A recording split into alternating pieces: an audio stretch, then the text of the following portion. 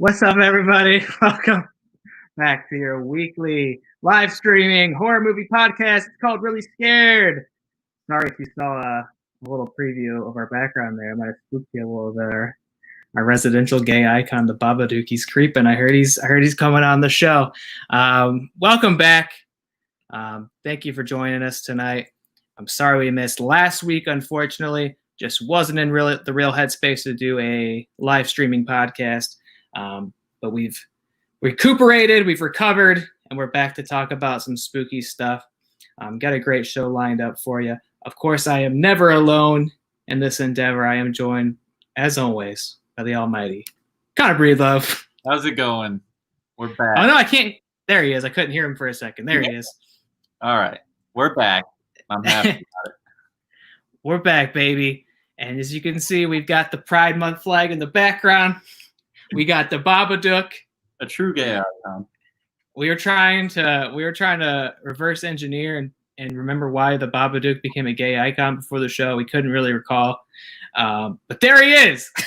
As appropriate as ever, because we have a Pride Month review double feature for you tonight. We've got the Nightmare on Elm Street documentary Scream Queen. It's part of that, streaming exclusively on Shudder, not yet sponsored, but we'll get there. And then we do also have a film called Bit, about a gang of feminist vampires. One amongst them is a transgender vampire. So we've got two great LGBTQ films to discuss today in celebration of Pride Month. As always, we do have tons of horror movie news as well. 2 weeks worth, since we weren't on last Thursday. Had to trim it down. We always complain too much news. Very true when you're looking at 2 weeks at time. Yeah. So we trimmed it down. I think we got the lean cuts. I think we got the greatest hits of your horror movie news over the past 2 weeks. And then, of course, we do have our book club. This is the last time we'll be talking about If It Bleeds by Stephen King. We're going to save that for the end of the show. Usually we kind of pop it in the middle, but this time we're going to save the book club for the end of the show. Because look, we know, we're realistic. We know you probably didn't read it. I hope you did.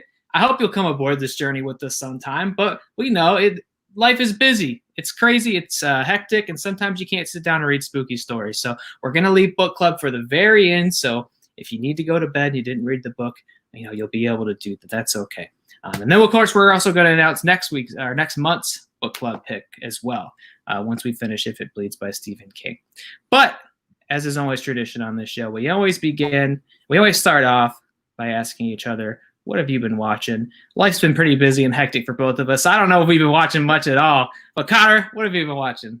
I've not watched much. I mean, I watched the two that we're going to be reviewing.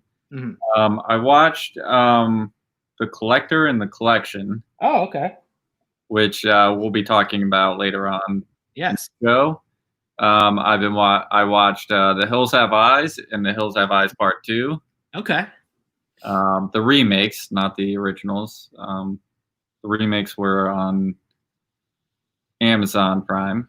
And then I've been watching a lot of Impractical Jokers. Oh, yeah. Just in the background while I work. I worked 8 days straight. I'm exhausted. So I just would put that on in the background and watch about 8 seasons worth. Oh, hell yeah. Wow. And then today, right before the show, just started season 3 of Search Party, which is now on HBO Max. So that's what I've been watching. Are you watching Doom Patrol season 2? I have not started that yet. I will get there. And I would be remiss if I didn't mention a little bit of news in your life since we last broadcasted. What happened? I got a new car. Well, okay. There's a lot of news. Not just that. What happened last week too? Last week? Yeah, something else pretty important happened. Oh shit! Yeah, I got engaged. Hey! I was like, wait a minute. Life comes at you fast, dude. You can't. You already forgot. Yeah, the past like 12 days have been insane. Yeah. I hear you. It's been a long, emotional, trying week over on this end as well. And as a result, haven't watched much either. Yeah. The last thing I can really remember watching was getting ready for Real Talk last Sunday, which we didn't end up doing because you had great news. You were dispatched with that. I had not so great news. I was dispatched with that, so we didn't do Real Talk. And in preparation, I had watched Spike Lee's The Five Bloods, and I'd watched Artemis Fowl. Yeah, I forgot to mention I did watch Artemis Fowl, and I watched and I watched The King of Staten Island. Oh, okay, that's right. Yeah, how was King of Staten Island? Because I haven't seen that yet. Beautiful. Yeah, I know you were very excited for that. Loved it. Pete Davidson's like an actual actor. Yeah, he did a good job. Yeah, he's good. And so is Bill Burr. Both of them were just like knocked out of the park. But Judd Apatow's like really good at getting like these dramatic performances out of these comedians. But yeah, Artemis, yeah. Got him. Fucking terrible. We got Rue Snyder in the chat. Good pseudonym. He got the book for next month. Hell yes, that's what I like to see. Progress. The book club continues on. Yeah, I did see Artemis Fowl, so that's like all I got to bring to the conversation. My boy Staten was phenomenal. Getting good reviews in the chat. I love you, Malone. Yeah, I don't have much to say. I don't have much to say about Artemis Fowl other than Josh Gad blows mulch out his ass. Yeah. I don't know if that was in the book or not. Out of his ass. I never expected that. I never read those books. I've never seen anything like that before. And then The Five Bloods was very good. Kind of a different movie. See Spike Lee do kind of a spin on the war movie. That felt like a different approach for him. But I thought that was very good. Great performances. Great heavy story. You know, it's classic Spike Lee. When he wants to have fun, it's really fun. And when he wants to say something heavy, you feel it in your gut. So The Five Bloods was super good. Apparently that is in the book, blowing mulch out your ass. It's not even a big deal. All dwarves. Apparently all dwarves just blow mulch out of their ass. Yeah, I was not anticipating the like body horror of Artemis Fowl. It's like really all I could say about it. It was a terrifying scene. Yes, and that's about all I've been watching besides what we'll be discussing later tonight. That's really about all I've had the time and energy to do. You remember watching King of Staten Island? I remember getting engaged. It's been weeks. I just got a car. There's been a lot going on in the past 2 weeks. Yeah. But we're really excited. Couldn't be happier. Hell yes. You can't keep track of these things when you don't have the weekly horror movie show to break up your own personal news cycle, you know? It's too much. I had to think, like, did we talk about this yet? So I promise I'm a good fiance. I do think that I'm engaged. Good. It's good to hear. All right. Yeah, we got tons to talk about tonight, folks. We're gonna hop into our news. We got plenty to discuss there. We got a couple trailers to talk about. I'm not going to play them live on the stream this time just for copyright purposes, which is a shame because I really liked doing that last week. But we discussed it's probably not worth the potential risk of getting the stream yanked. But I will throw some links in the chat later if you guys want to watch along while we're talking about them. Then we'll do our review portion. Again, we got Scream Queen and Bit, and then we'll do Book Club with If It Bleeds with Stephen King. Loke's clowning on you in the chat, dude. He's letting you have it. The new car is like 20 minutes old. 20 minutes ago. It was an 8-hour endeavor. He's letting you have it. Yeah, all right. He really is. Let's hop in it. Thank you, everyone, for joining us tonight. I'm really happy to be doing this again. Let's get into our news portion. Just like last week, we do have some unfortunate news, so I like to always start off with the unfortunate news, you know. Just get it out of the way, and then we can get back to having fun. But we got to mention this week we did unfortunately lose the great visionary Joel Schumacher. Just passed away at 80 years old after a year-long battle with cancer. You know, I was sad to see this. People always dunk on Schumacher for the Batman stuff, right? Yeah. He's kind of become the butt of the joke, like up there with like Roland Emmerich or like Michael Bay. Like people clown on those guys. Jerry Bruckheimer, you know, I feel like he's in that category, but he really shouldn't be. I don't know. The guy a lot of great stuff. Yeah, guy made a lot of crazy, like exotic, inspired, unique, visionary stuff. And look, I've gone up to bat for his Batman movies on this channel more than one time. I'll do it as long as I have to. But you can know I'm not hyping up Schumacher Batman just because he unfortunately passed. I've always been in the trenches. You really have. I've been bearing that cross all my life. Been all for, Batman Forever, Batman and Robin. Been all for it. I feel like I need to rewatch him sometime this week if I can find the time, as a honorary move. But in the horror film discussion, he's totally up there. I think people kind of forget. Obviously, you got Lost Boys. Everybody loves Lost Boys. Flatliners, not the remake, of course, but the Kiefer Sutherland classic. Little known movie 8mm. Have you ever seen 8mm? Yeah. 8mm is good. That one's way different. That one's not as like crazy flamboyant. That one's like dark and gross. Yeah. Got Nick Cage, the rare turn as like a detective, and that movie's pretty good. Phantom of the Opera, of course. I guess debatable whether it's horror or not, but it's definitely adjacent. Yeah. Phantom of the Opera, that's a classic. So it was very sad to see Joel Schumacher has left us. But what an amazing, crazy body of work. His vision will absolutely be missed. And he wasn't the only guy we lost in the last 2 weeks, unfortunately. There was, of course, also Ian Holm, who most people would think of as, of course, the great Bilbo Baggins. But again, in the horror movie conversation, that dude's Ash. He's the android from Alien, right? So he was there at the beginning, man. 1979. Obviously, crazy body of work, stage work. Again, Bilbo Baggins.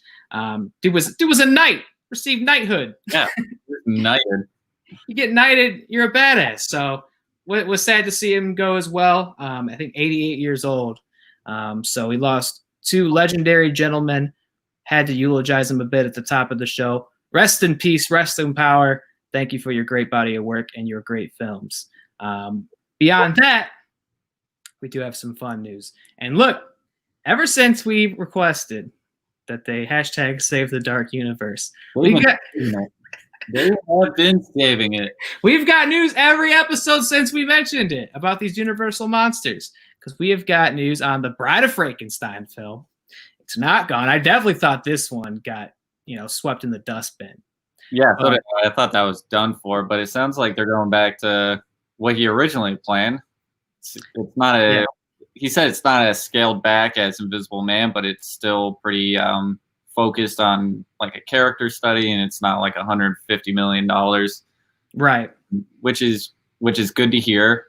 I'm glad to hear that they're going back to more of character studies instead of this like action franchise, which never really made sense. But I'm glad they're saving the dark universe. They're saving it, dude. It's coming back in a big bad way. He apparently he has a new draft. It's not whatever it was when they were doing Dark Universe with Tom Cruise and all that. Because originally, it was supposed to be Angelina Jolie, I think, was going to be. Yeah. She wasn't in that super embarrassing like cast photo with like Cruise and Johnny Depp and Russell Crowe, where it was like everybody was just photoshopped into the room together. And who else was in that?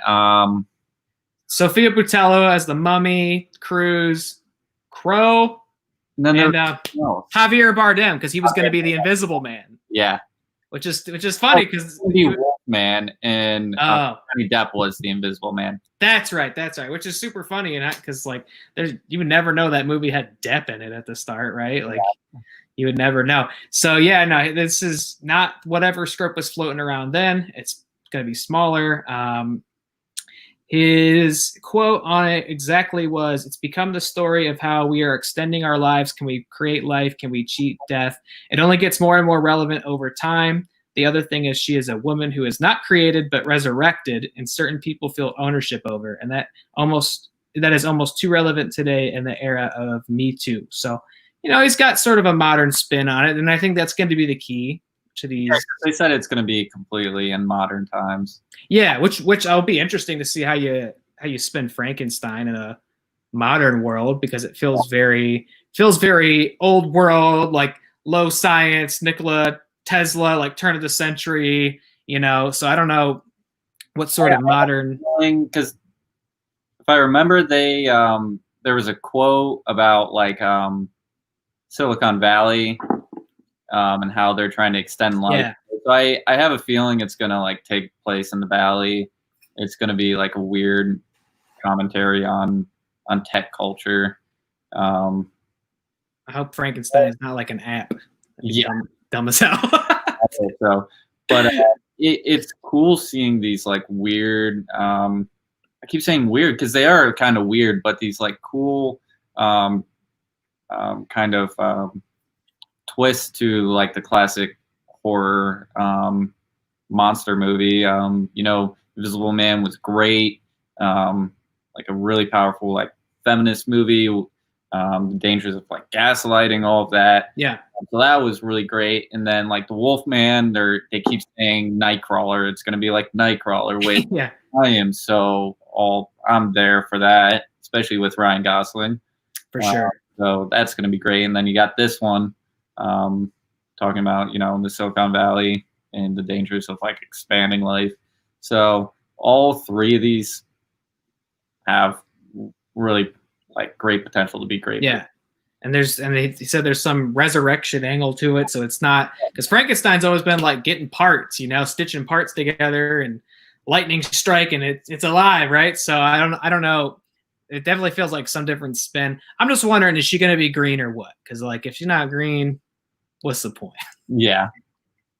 I'll give you certain ones. I'm like, okay, you got to find a new modern spin. But like if she's not green, she might be like a muted green at least.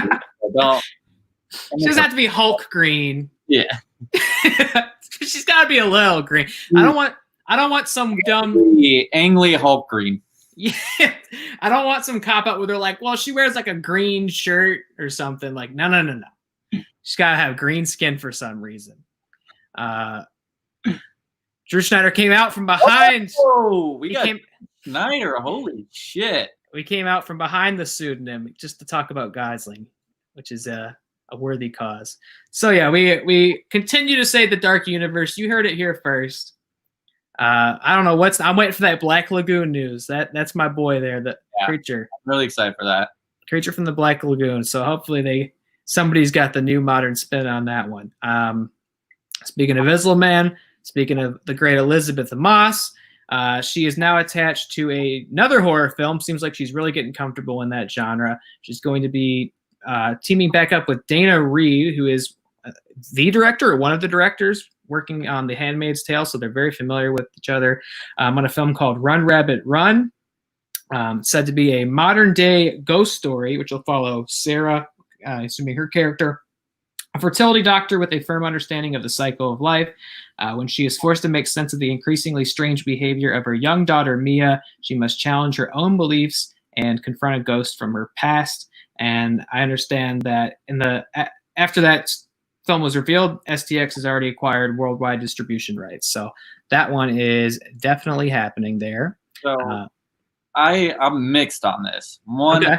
STX, they have some good movies, but they have some stinkers. Mm-hmm. So I'm kind of weary since it went to STX. Yeah. Also, this sounds a lot like in the early to mid 2000s, there was this weird like subgenre about like the haunted kid. Like you had Godsend, you had like Case 39, I think it was called. Like this, just it was always focused on the weird kid who something's probably up with this kid. And this sounds exactly like that. And those movies were not very good usually. Yeah, which I also think spooky kid subgenre is like, I've noticed it coming back. Yeah, it is. There was that film, what was it, Taylor Schilling, The Prodigy. That's one. Yeah. Of course, the boy films, which also crosses over in your spooky doll subgenre. And then you had The Turning. That was spooky kids, right? The Turning. Yeah, I didn't see that, but I know that was some spooky Finn Wolfhard. There was another one. The boy in the hole in the ground. I was gonna say The Boy in the Hole. It's a really silly title. Hole in the Ground. So spooky kids have come back, and this seems like another spooky kid movie. But I mean, look, Elizabeth Moss. I think we've established we're fans on this show. Yeah, we last episode we talked about her in Shirley. Thought she was fantastic in that. Obviously, Invisible Man, fantastic in that. Seems like she's definitely becoming comfortable in this horror thriller wheelhouse. So, and obviously a director she must trust and be comfortable with working with. So, yeah, like you said, STX. That's the only thing throwing caution lights on it, I guess. Otherwise, seems like they have a pretty good team attached. I think they did Hustlers last year. Oh, now Hustlers. Now there was a surprise hit. Yeah, that was good. I thought that was going to be Turd City, but it was pretty damn good. City too, but it was. yeah. Hustlers was good. So it does have that rare gem that they end up picking up. So who knows? Maybe this is. I mean, with Elizabeth Moss and the director behind Dana Reed, yeah. Dana Reed, yeah. So it's a promising crew for the movie. So I'll give it a shot for sure. We've got copyright news, the most exciting news of all. Yeah. Clive Barker has recently filed a suit to retain the rights to Hellraiser, Pinhead, the original film, everything in it, that script. This is a great chum photo right here. Just a couple of buddies hanging out. That's the I'm in Hell. Oh yeah. I guess that is the Help Me, I Am in Hell fella, the skinless fella. I feel like I've seen that GIF go around a lot in the last couple months. Help Me, I Am in Hell. It seems like it. But yeah, Clive Barker has recently filed suit to get the rights back to his original Hellraiser book, The Hellbound Heart. We've got a real classic Sony Spider-Man scenario here, where I guess it's based on an old copyright law where after 35 years of selling your property or your IP, whatever, you can file to have the rights retained back to you. The only thing that could put an obstacle in the way of that is if, let's see, who's making these now? Spyglass. I forget who ultimately owns the rights, but Spyglass is Paramount. Paramount, yeah. So if they put something out with Hellraiser before, I got the actual date. It's very specific. If they put something out with Hellraiser before December 19th, 2021, they will block this suit. He will have no. You think that's why? Because there's some Scream 5 news that we got.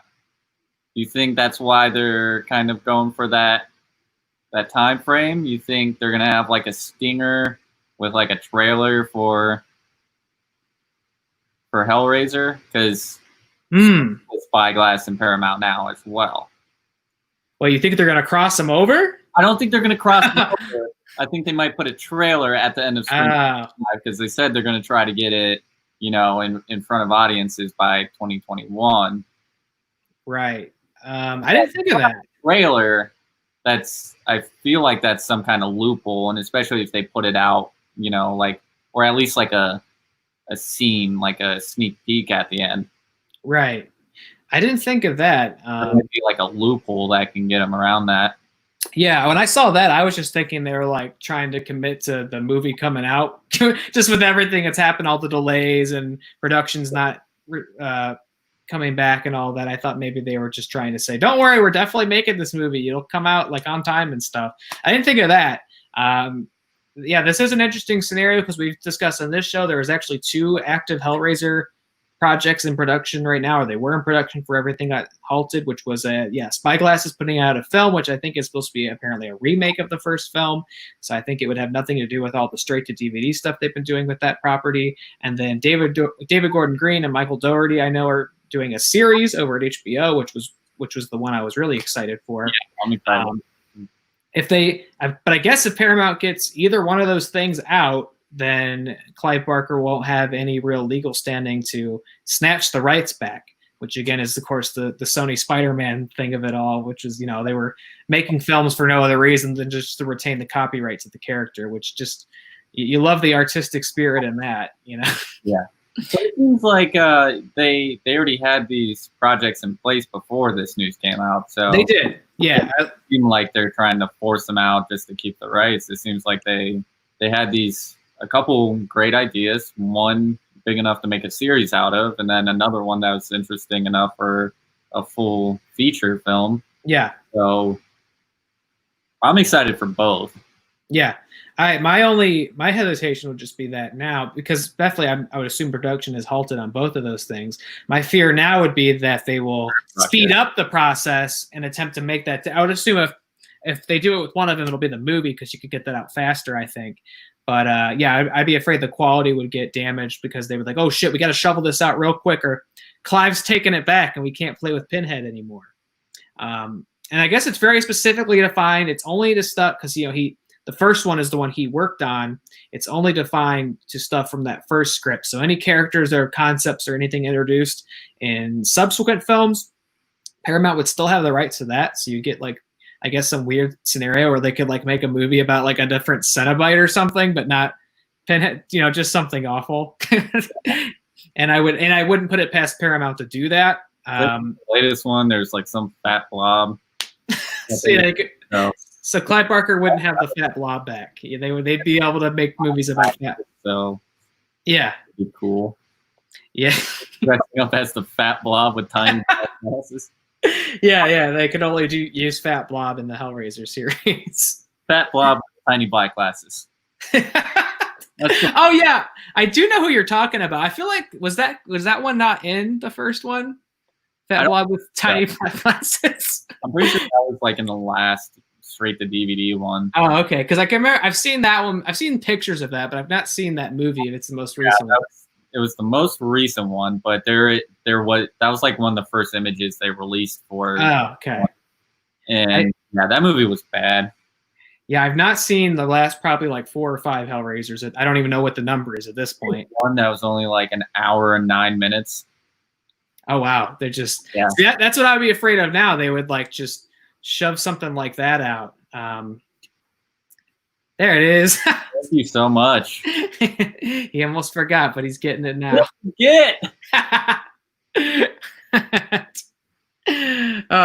Welcome. Thank you for watching, honey.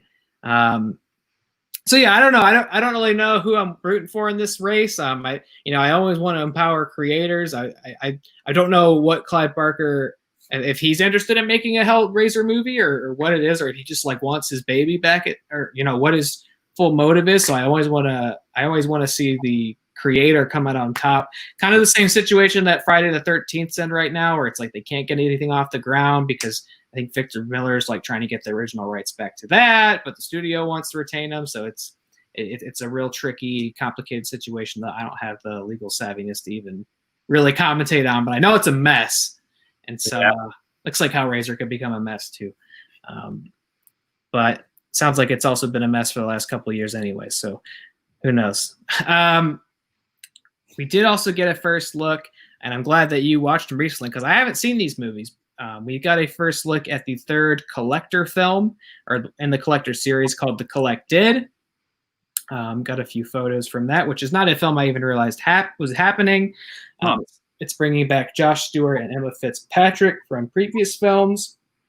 Director Marcus Dunstan will be on the film as well. I guess he's directed one or several of them before. And let's see, it's this fella. He's from Stranger Things. His name is Randy Havens. Randy Havens, that's it. He'll be in the film as well. He's from Stranger Things in the most recent Godzilla film. And I also know they're bringing in Tom Atkins, who you might have seen from like Halloween 3, My Bloody Valentine, Night of the Creeps. So they've got a good little series cast, horror movie cast. I've not seen any of the Collector films before, but you just, it's like a refined Saw. Refined Saw.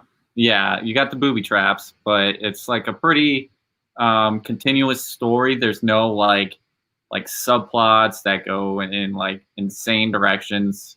Okay. You have like that crazy twist ending. It doesn't have those. It's just one continuous story.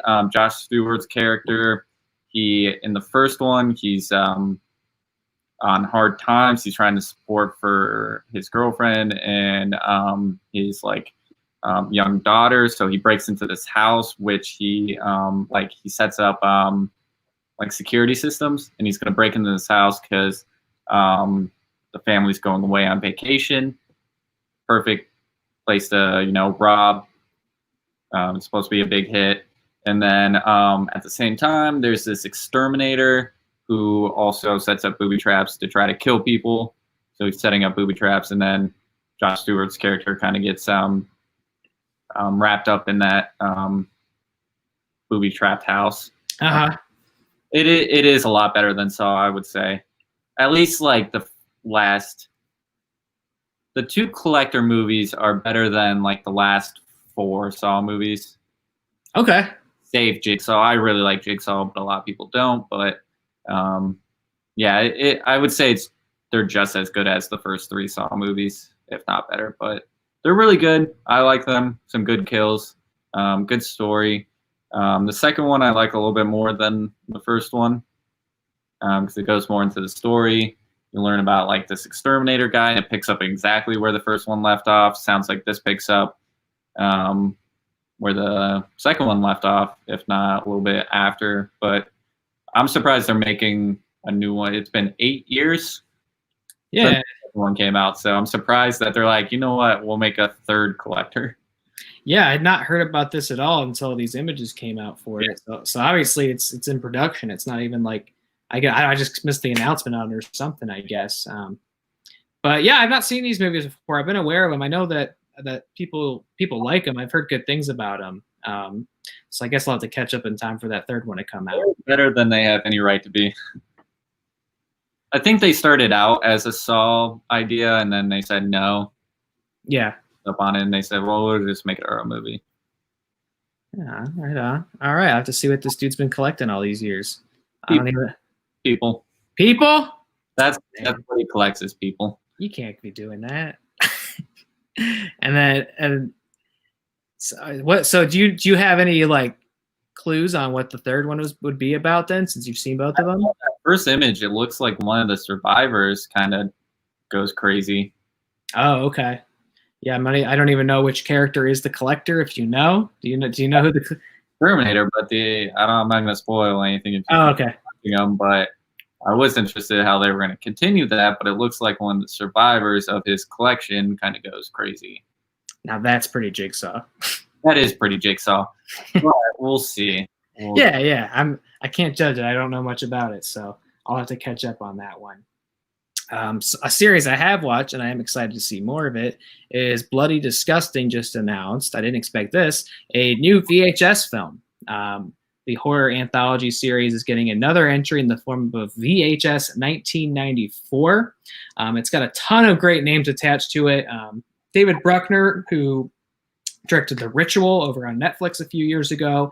He did Amateur Night, which was from the first film, the famous Succubus short one, probably the most probably the most renowned one from that collection. And I already mentioned his name before, I think, because he's also supposed to make the Spyglass Hellraiser remake. Simon Barrett, who did the second films like Wraparound, like Intercut Sequence, and it's done like You're Next. He wrote The Guest and Blair Witch. Radio Silence, which is the group that directed Ready or Not. They're directing, we mentioned, the new Scream film, and they did a short from the first film. And then also director, I saw Timo Tejanto. I don't know if I'm saying his name correctly, but he did Safe Haven, which is the insane cult one from the second movie, which I think is the one everybody remembers from the second one. As well as Chloe Akuno, who did the short film Slut, which I haven't watched. But has projects in line with A24 and Orion. So it seems like we got a real like masterclass who's who of horror filmmakers. Excited for this. Yeah. 94 is a great year. Yeah. It makes sense because this is the fourth one, 94. Oh, I literally didn't think of that. So we got you on here. Yeah. I'm probably going to go back and rewatch the other ones because I always like those. There's some really creepy shit in those. Yeah. I don't remember much from Viral, or I think that was the third one. Yeah, I don't. So the third one was the only one I kind of outright didn't like. Yeah, I don't remember liking anything from the third one, but I remember some weird one about like a guy who's like goes between dimensions, and yeah, he gets to the other side and there's like some weird sex thing. Yeah, he was in a van the whole time going between dimensions. I remember the thing with the van in between. I think that was like what cut the different sequences together. Was I feel like somebody was driving around like an ice cream truck or something. Something like that. Yeah, and then there was I remember the short about some guy going in a different dimension and having a weird sex thing. Yeah. That's all I remember. Yeah, the first two have great entries, like we mentioned. You had the cult one in the second one, the succubus one that was the first one, like the intro of the first one. Trying to think what else there was. There was the one with the eye, right? The guy had the fake eye in there.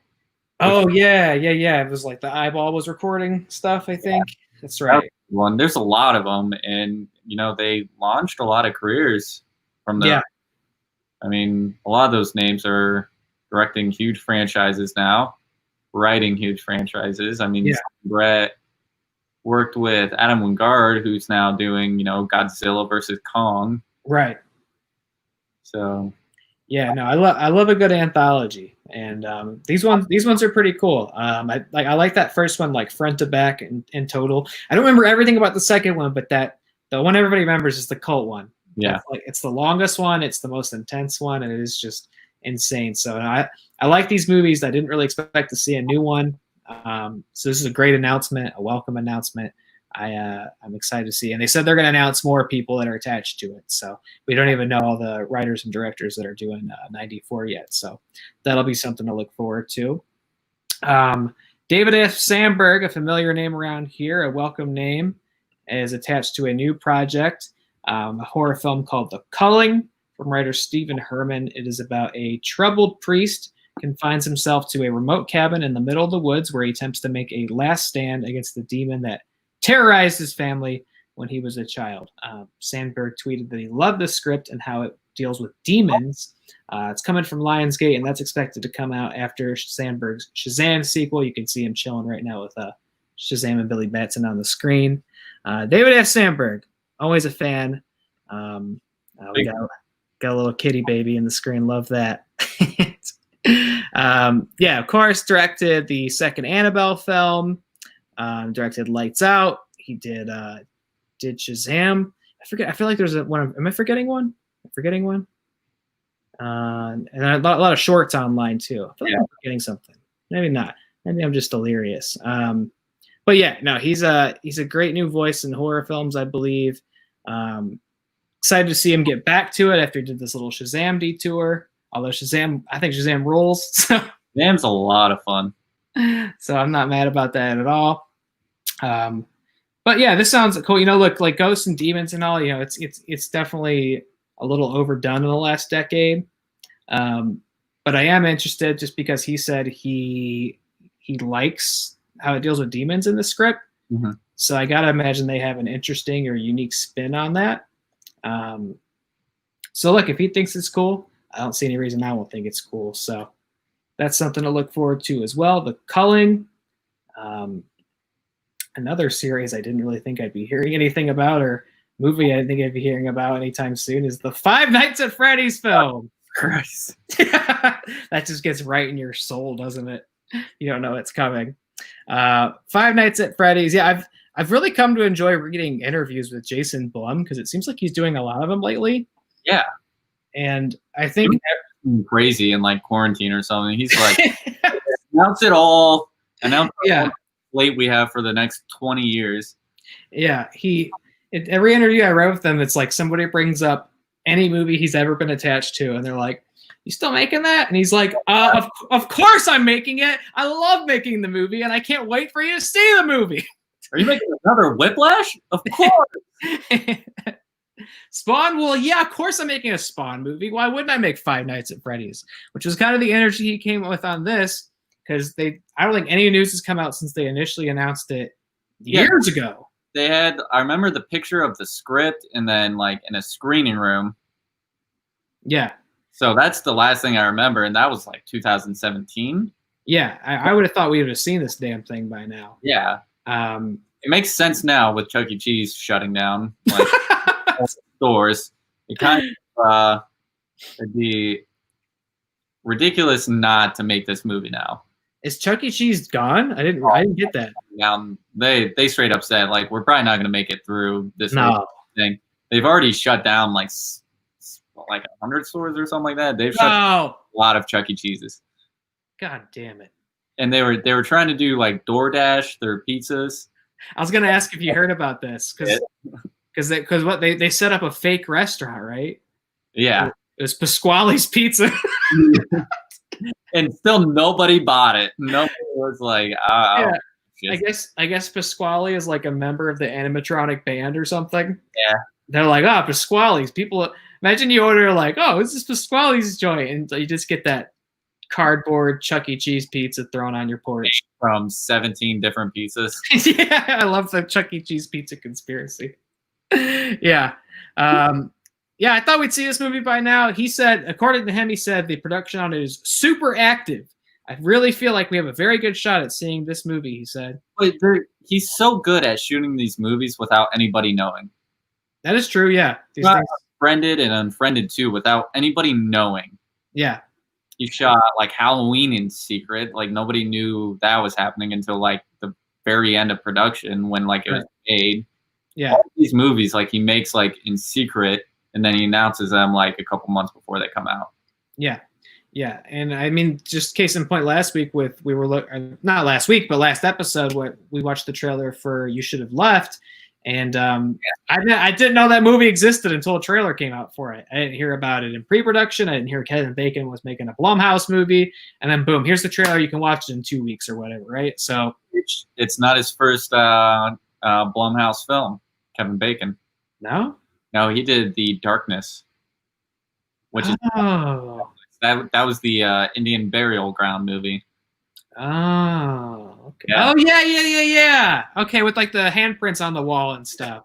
That's all I remember is handprints is getting on people. It's now if you want to check it out. Yeah, that's right. Kevin Bacon Blumhouse repertoire. That's right. There's those early Blumhouse ones for it really got its clout. Yeah. So yeah, apparently we can still look forward to a five. Are you looking forward to a Five Nights at Freddy's movie? Yeah, I'll see it. No doubt, I'll see it for sure. I feel like they have waited maybe a little too long. Like, yeah, I don't think anybody cares about Five Nights at Freddy's, whatever. I think like the sort of 12 to 14-year-old boy demographic that was super into this is all grown up since the series first started and maybe doesn't care as much. Yeah. Yeah. Apparently the creator of the games, Scott Cawthon, he wrote the script. I guess the big delay I read was that he decided to completely rewrite the script and toss the old one out. So I guess that's maybe what delayed it. And apparently Chris Columbus is supposed to direct it. That's interesting. That's a different choice to make any Blumhouse movie, let alone the one about killer pizza parlor animatronics. You know? And then, I'm not gonna lie, that first Harry Potter is fucking terrifying. More on the top of the head. That shit scared me when I was like, how old was I when I think I was like 6 when that movie came out, and I was pretty terrified. Yeah, he's never done anything quite like this that I can remember. So make animatronics pretty scary. Yeah, I guess they already inherently are kind of scary. So I really hope it's not family friendly. Go hard R. I want to see these things like fucking slaughter someone. I don't think they will, because I feel like the key demo on Freddys is like kids, weirdly enough, even though it's a horror video game series. It's PG, probably not. I'll probably wait until home release. I don't believe that. I think you'll definitely see this no matter what. I'm not spending like $20 to see it. I don't think it'll be PG, but I don't think they'll go R. I think they'll go PG-13 probably. You think they can go NC-17? Now that's a good point. That's a good point. I want those animatronics to go whole hog. I want there to be a pig animatronic, and I want him to go whole hog. I want him to drop trow. The old corkscrew. Old corkscrew of the pizza part. Corkscrew at Pasquale's. Oh, Drew says you'll for sure see it, and I know he means the movie, but I like to think he means you'll for sure see the old corkscrew. Like, there's no way that they won't go for the corkscrew. Out of pure curiosity, I'll for sure see it. Yeah, how could you resist? such a film. Oh shoot, I didn't put a cute little image on it, but we do have to talk about The Evil Dead, which you've got a Necronomicon pillow in the background. I feel like I gotta hand the reins to you to talk about the Evil Dead. Well, yeah, we're getting a. I feel like the Evil Dead news is just coming fast and like really quick, and like a lot of it. So I actually think we're getting this movie. They renamed it. Last time we talked about it 2 weeks ago, it was Evil Dead Now. Now It's Evil Dead Rise. Evil Dead Rise, yeah. It's shooting shortly, like early to mid 21. They're gonna start shooting, and apparently they're doing something really. Apparently they're doing something really different with it. They're not doing the cabin in the woods setting that all of them have been set at. So I'm interested if they're going like suburb, like where are they going with this? I'm really interested. I'm really excited for this. And then we also have an Evil Dead video game coming out next year. Yeah, he let that slip today on an interview. Bruce Campbell did. Probably for next gen, which I'll probably get. I'll probably play the shit out of that. Yeah, I wonder. There's been Evil Dead games before, right? There's been like an Army of Darkness game and 2 games. But it feels really good to be an Evil Dead fan right now. So I'm getting a lot of it. I'm getting a lot of Evil Dead in the next couple years. Yeah, who would have thought? And I guess Bruce Campbell he's got all the dirty details in the franchise, but I guess he's not expected to show up still in this one, as far as I know or I've heard. I feel like he's saying that, but he's probably going to end up showing up. Right? How could he resist? I don't think he would be talking so much about Evil Dead. Yeah. New Evil Dead if he wasn't involved. Yeah, so at the very least, Sam Raimi's clearly telling him. If he's not in it, Sam Raimi can't wait to just tell him everything about it. Yeah, because I don't remember Bruce Campbell talking this much about the 2013 Evil Dead. Yeah. I don't remember him speaking a lot about it. Which he did technically show up in. Yeah, at the very end. Yeah. But this one, he's like, every update, every change, every like shooting update, like everything. He's like, yeah, it's happening. Yeah, he's become the spokesperson of the franchise, I guess, which fair enough. At the very least, yeah, I would think he's going to have a cameo in it. Maybe he won't be Ash and be the star of the show, but I feel like he's going to pop up somewhere in there. I don't know what it'll be about if they're not doing Cabin in the Woods. The title makes me think of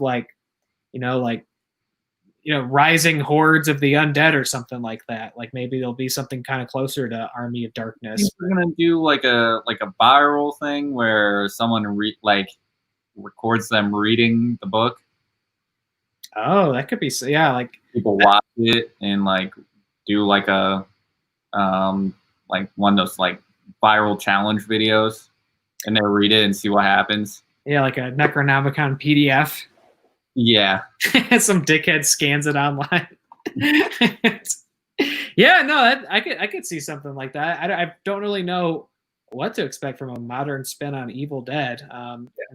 We don't really know what the tone of it is still, if it's going to be more in line with sort of the campy original stuff, or if it's going to be like the Fede Alvarez movie, which was still fun, but much more stark and serious and scary.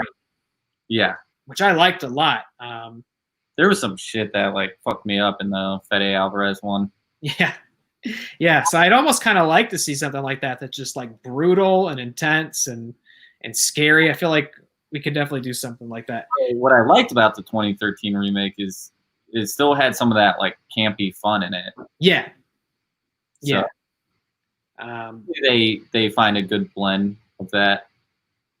Yeah, I mean, as long as, I know Sam Raimi's attached. I think Lee Cronin's the director on that. I think we'd said previously, which, again, take it back to Hole in the Ground, spooky child movie. I haven't watched that one yet, but it's got his roots in horror, and Sam Raimi selected him personally. So yeah, I think it's on Netflix, so I might have to check it out, because like this movie is a for sure thing. So I'm going to check it out. Hopefully it gets me even more excited for this one. For sure. I'll kind of go through it quick because we got everything now is all about release dates. Stuff getting delayed. Is it coming out on time? I feel like the last 2 weeks we got a couple of them that have come out. So we'll just kind of go down the list here before we get to our trailers. Kong versus Godzilla, or Godzilla versus Kong. I forget which order it's in at this point, but this movie unfortunately has been postponed. I think we all saw it coming. That was originally set to come out, I believe, in November of this year, but it is now coming May 21st, 2021. I'm fine with this. I lost. This year, I was supposed to see Fast 9 on my birthday. Didn't get to do that. Yeah. And like next year, I was really anticipating the double feature of Keanu Reeves movies. That's right. Keanu 4 series. You had John Wick 4 and Matrix 4 opening up on my birthday. Yeah. Both of those left, and I was like, shit, what am I going to do for my birthday tomorrow or next year? Probably nothing. And then I got Godzilla versus Kong. And I love Godzilla, so now I know how I'm going to spend my birthday. And, you know, that's a good way to look at it. That's a good way to celebrate, watching some big monsters punch the hell out of each other. Yeah, I guess we all saw this coming. There's been no real trailer or promo material or anything like that. It's a careful balancing act at the last quarter of this year when you're releasing a movie like that, because they kind of need that one to be a smash success. I think if they're gonna keep going with this series, they need that one to really rock it. So hopefully the May release date will help them out a little bit. I'll help them out. I'll see it. I'll spend my whole entire birthday from like the opening to the closing of the theater. I'll see it multiple times. He's gonna help you guys out. It'll be all right. Don't worry, Legendary. He's gonna help you out. Another movie that we've not really seen anything about, I just know it exists. I don't even have a real promo image to show you, so I'm just gonna throw the cover of the book up. Is the Robert Zemeckis adaptation of Roald Dahl's The Witches. They haven't released a poster, a trailer, nothing for this, but this was supposed to come out October 2020. I forget what it's got a big cast. I know what Anne Hathaway's in it. Yeah. I've not read The Witches. I know it's been adapted before, and I've not seen the other adaptation either. I guess that one's not surprising because they literally have not really said anything that would hint that they still plan on releasing it. And this feels like one that could definitely fall through the cracks anyway. So was supposed to come out in October. It's not anymore, and they have not repositioned it anywhere else on the calendar. Chris Rock is in it. Chris Rock, yeah, no, it sounds like an insane. Octavia Spencer, Stanley Tucci. What a collection! Yeah, that's a weird. Yeah, very weird cast. And directed by Robert Zemeckis, you know. So that feels like one of those. It's either going to be good or it's going to be like perplexing in the way that like Cats was. You know what I mean? I don't know if they're going to have a butthole cut of this one. Well, I hope they do, and I hope that as they take these next couple of months to really refine the product, I hope they find time to digitize director's cuts left and right now while we're in quarantine. You know, we're getting the Snyder cut. Possible we get the Ayer cut. Just release the butthole cut. Actually, release the butthole cut for all of those movies. Like put buttholes in Justice League. Release a butthole cut for every movie. If you're gonna give Zack Snyder like another $30 million, make sure he has to put buttholes on those characters. Just put let me see that butthole. Anyway, Jason Blum, once again in these interviews, he basically reassured us that Halloween Kills is supposedly coming out on time. And it's weird because when I first put this down in the notes, I'd put Jason Blum doesn't know if it's going to come out on time. And then since then he gave another interview. He was like, no, it's probably going to come out on time. So we're sticking to it's probably coming out on time. October 16th is the release date on that one. Though he did say the reason there hasn't been any trailers yet, I think they have a trailer, but they're hesitant to release it because they are afraid that it'll come to a point where they do have to postpone the release of the film, which I think would be a shame. It's Michael Myers and Halloween. It's booked for October. It would be a shame for that to come out in January or something like that, you know, or even worse, if they waited till next October or something crazy like that. drive-ins should extend their season into the Halloween season, That would be awesome. and then just go see a Halloween movie at the drive-in. Butthole cut forever. If we could save the Dark Universe, we could save the butthole cut. Yeah, we saved the Dark Universe. I'm gonna claim that we saved the Dark Universe. We can save the butthole cut. Apparently, Jessica's seen The Witches, so I'll have to. Yeah, it's actually really scary. I remember you've seen it. Okay. We watched it in English class in like middle school a lot, and every time I was like, I don't want to watch this. I want to go home. Oh no. Shit's scary. Cats is incredible if you were super, super high. Rowdy cats and you could talk to the screen. That's amazing. That is absurd. I like that gimmick a lot. Come in and talk to the screen. Not to each other, but to the screen. Get your demons out with cats. I regret not experiencing that. But maybe they'll do a Fathom event with the butthole cut, and we can go back and talk to the screen. We can talk to the buttholes. So yeah, Halloween Kills allegedly coming out on time. I hope it does. I'd really love to watch that this fall. And then something returning back to production is Jurassic World Dominion. That is going back on July 6th. Still aiming for that June 11th, 2021 release date. They're not budging. They're going to spend an additional $5 million just to be in accordance with the new COVID-19 production guidelines. So they're not sparing any expense on that. Although I've seen everybody on Twitter dunking on this again and again, drawing the obvious parallel of like, oh, I never thought, it was very realistic that they would keep opening Jurassic Park, even though it totally went against like all the common sense and the safety regulations and, putting people at risk. But here we are. We're going to go ahead and make this massive movie anyway, even though it doesn't seem like a good idea right now. Seems like a great idea. I love those movies. Yeah, you know what? I know people don't like Fallen Kingdom, but I like Fallen Kingdom. I kind of like. I threw the image up. I picked this out because I thought this sequence was like pretty creepy. It was, and then it also had some really sad moments in there. That it really had everything. Yeah, I know people don't like these new characters as much as like the original, and fair enough. The original it's basically gospel at this point. But I think I like the that it ends in this weird like haunted house sequence with the dinosaur. Yeah. Yeah. And then obviously the last one, it's bringing back everybody. So we got the new cast and the old cast, and I've said it before. I feel like that a dinosaur is going to talk at the end of this next movie. I feel like Blue's going to talk. Oh yeah. If any dinosaur is going to talk in this movie, make it Blue. I want to hear what he has to say. It's going to be they made fun of it in Jurassic Park 3, but it's where we're going. He's straight up going to give us an Alan. Alan. It feels like that's where they're going, because they've said they don't even intend on this being the last Jurassic movie. They're like, oh no, if this works out, we got another 3 planned. I'm fine with it. Keep making them and keep making them crazier. Go the route of Fast and Furious. Oh no! Just straight up, like just racing movies with a little bit of crime in there. And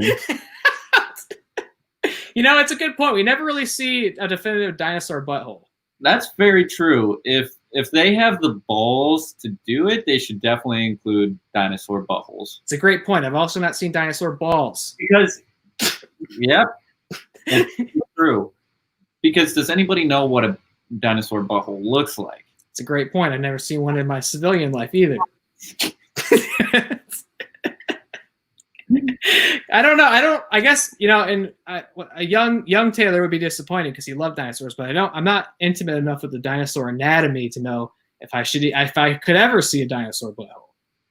We also learned that they're more like birds in recent years, so I think maybe be covered up by the feathers. And birds have what? Cloaca? It's like everything just comes out the same hole. Well, they just have a hole. And it's just a 3-for-1 special. I want more dinosaur sex in this one. Well, we never see it. Well, I guess that was the point in the first one, is they couldn't do that. This is a great point. We see the poop. The buttholes are somewhere from the original film. Big piles of poop. He digs through the shit to find the sat phone. So the buttholes are somewhere. They gotta find them. We gotta have them. Oh yeah. Yeah, see, here it is, dude. We've got it. We're starting another grassroots movement here on this show. We need to get to the bottom of this. I love how the show always gets derailed by some weird side conversation. This is so just buttholes. And it's true. We've been trying to figure out a way to streamline the show more, and then I think this is what's killing us, is butthole detours. This is definitely hard to keep it on the rails. But Jurassic World's going back into production. Last release date news. I know my man Alok in the chat's going to be excited because he's been hyping it up. Saint Maud is getting a wide theatrical release. Not even like a little drive-in VOD thing. It is getting a wide theatrical release on July 17th. So I guess this is going to be playing at indie theaters and multiplexes alike. I've been very conflicted on the movie theaters opening back up thing. It's been really hard to figure out what makes the most sense. The chains have committed to making patrons wear masks, so that's a good effort. I'm very conflicted on when I want to come back, but this definitely makes me want to come back. I will probably see this at the drive-in. I hope it shows at the drive-in, because I saw some weird video that Cinemark posted, some guy disinfecting the seats, and it's part of their run through to show how they'll handle the guidelines. And that will happen before every movie, every showtime. It's weird. I will see Tenet at the drive-in. I'll see this at the drive-in. I'll stick to the drive-ins for a while, because it seems like it's just getting worse. Yeah, yesterday we had the highest single day increase in U.S. cases. Like that, yeah. Like 38,000 or something insane. Yes, the shit ain't back in the box yet, unfortunately. So I don't know. On one hand, I really want movie theaters to be able to open again, because I want that industry to continue to exist and thrive. But there's always the question of when is too soon. Saint Maud is definitely one of the movies I've been looking forward to most this year, especially considering the existence of this show. There is a part of me that's excited for horror movies to get wide release again, and have more of a platform and be easier to access again, because I think that'll make the conversation a little more interesting on here too. So, horror movie A24, that combo has not let me down yet. Now they just need to give Green Knight a release date. That's true. So I thought they had said they were going to do straight to demand. Is that not true? Or I don't know. I haven't heard anything about it. It's currently without a release date right now. Oh, okay. They just took it off the calendar. Yeah, that one looks dope as well. I am looking forward to the Green Knight.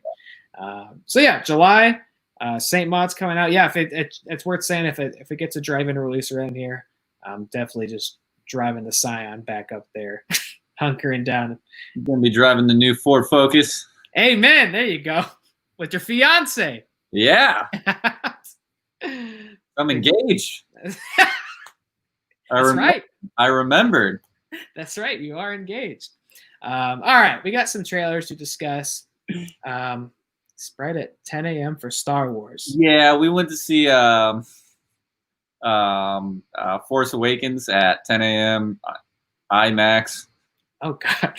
I drank a gallon of Sprite at 10 a.m. Had some popcorn. It was disgusting. Oh, okay. Drew Schneider's going to take us to the drive-in in the Element. Okay. Oh, yeah. All right. Put down the seats. Got a lot of space. Okay. We'll talk about that. All right. We got some trailers. Last episode, we did have the cool added feature of playing the trailers live on the stream. I really enjoyed it. But we're not going to do it anymore, unfortunately, because one of our episodes did get a copyright strike. Weirdly enough, not the one that we played trailers on. So I don't know what it was over. I don't know what they were so mad about, unfortunately. But our episode on The Wretched got yanked off Facebook. It is still on YouTube and Twitch. But yeah, so we don't want more of those pesky copyright strikes, especially if we're not getting context on what they are. So we have a couple trailers to discuss. I'm going to pop an image up, but as we discuss them, I'm going to throw links in the chat to each one. So if you guys haven't seen them, want to click them, take a look while we talk about it, give you a little extra context. The first one we've got, I've got them in the order of release, order that the movies will be released. The first one we've got is out now for an anthology film called Scare Package.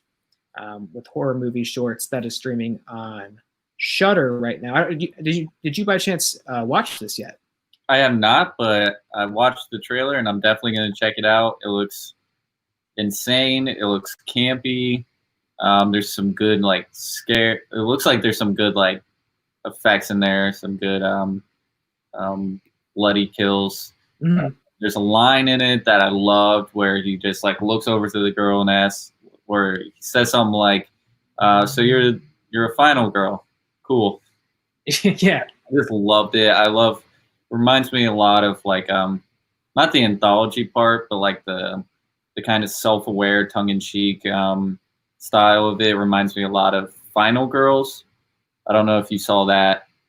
No, I've not. I know there is a movie called Final Girls, but I've not seen it. It's really good. It's kind of like self-aware. It's about this old like 80s campsite like slasher flick.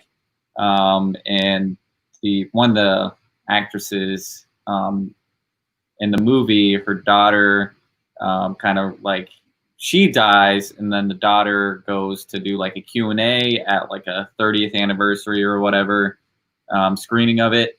And something happens during like the showing, and they get like her and her friends get sucked into the movie, and it's just very self-aware, very like campy, really funny, good kills in it. So that's what this reminds me of, and I'm really excited for it.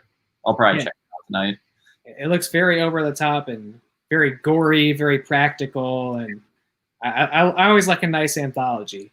Yeah, you mentioned VHS before. Obviously, you got like Creep Show or Tales from the Hood. I enjoy a good anthology horror movie. So you're a big fan of Tales from the Hood? Dude, I like Tales. The first one, yeah, I like Tales from the Hood. You're not a fan? I think I've seen the second one, and I was not a fan of that one. Okay, so the second one, that's a big gap in quality. You got to go for the first one. First one, okay. First one slaps, as they say. It slaps. Different. Yeah, that one's fun. We also got a trailer for Relic. As far as there it is. As far as, again, anticipated horror movies this year, Relic, I think, looks super cool. This one's coming from IFC Midnight. Definitely playing in that sort of elevated horror wheelhouse. Looks kind of like an A24 movie. I think they're definitely trying to sort of market it like one. This one looks really cool. I think it harkens back a little bit for me to like gay icon Babadook in the background here, which is so much about grief, right? It was taking the concept of grief and guilt and regret and like creating a movie antagonist out of it. And this one's doing the same thing with dementia. And obviously you've got that, old lady in the house is saying creepy stuff is happening element. Nobody believes her because, she doesn't know where she is or who I am. But I think there's something a little deeper than that happening too. There seems to be some body horror element. Yes, I was waiting to get to that. Yeah. A lot of body horror here, and I am stoked. And then there was something with an eye. There was like a quick flash of like an eye opening up with this tool. Yeah. Eyes fuck me up. Like, yeah. Like anything happening to an eyeball, like I'm like, oh God. Yeah. So I'm excited for this because I love being creeped out. I love body horror. Very excited. Yeah, there was a little shot I liked a lot, and it's so simple, and it's not even that groundbreaking, but it was just old woman says something scary's under the bed, and could you check for me? Daughter's like, okay, and I feel like you've seen this scene 100 times, but just I think this one's going to be maybe a little more subtle, which is maybe seems silly to say because the body horror element not usually something that's subtle, Yeah. She just leans down, looks under, and you can just sort of see this undefined shape of something under the bed, and it just moves a little bit. And I was like, oh, that's... Yeah, usually body horror is like really in your face. This one's relying a lot on sound and subtlety. Like when she's brushing her teeth, and it's all the way like up in her cheek. I don't know, that creeped me out. And it was just like a quick shot. And like the way they're using the sound, like the bones creaking, like you don't know if it's like weird like creature that we see glimpses of, or if it's the house. They're doing a lot of cool stuff with the sound and the body horror. Very excited. It seems like Granny's turning into something. Yeah, whether we're to take that literal, like, oh, she's turning into a scary monster, or if it's something a little more figurative, you know. She had 30 feet, so something's happening there. Yeah, seems like her skin is changing in the tub or something like that. So this looks great. That's coming out July 10th, so it's actually right around the corner. Just a couple weeks from now. We might have to check it out. Maybe it's something that we'll sneak into one of the episodes.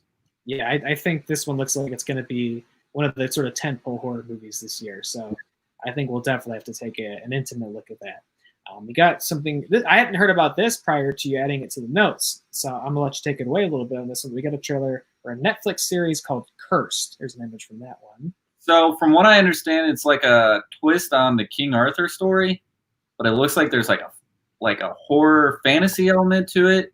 There's only been like a couple teasers, but it looks really cool. I'm really excited for it. Mm-hmm. Like even this shot's pretty kind of creepy, and that teaser that it's from is pretty creepy, and it looks like kind of like The Witcher, where it plays with the fantasy and the has some good scares in there.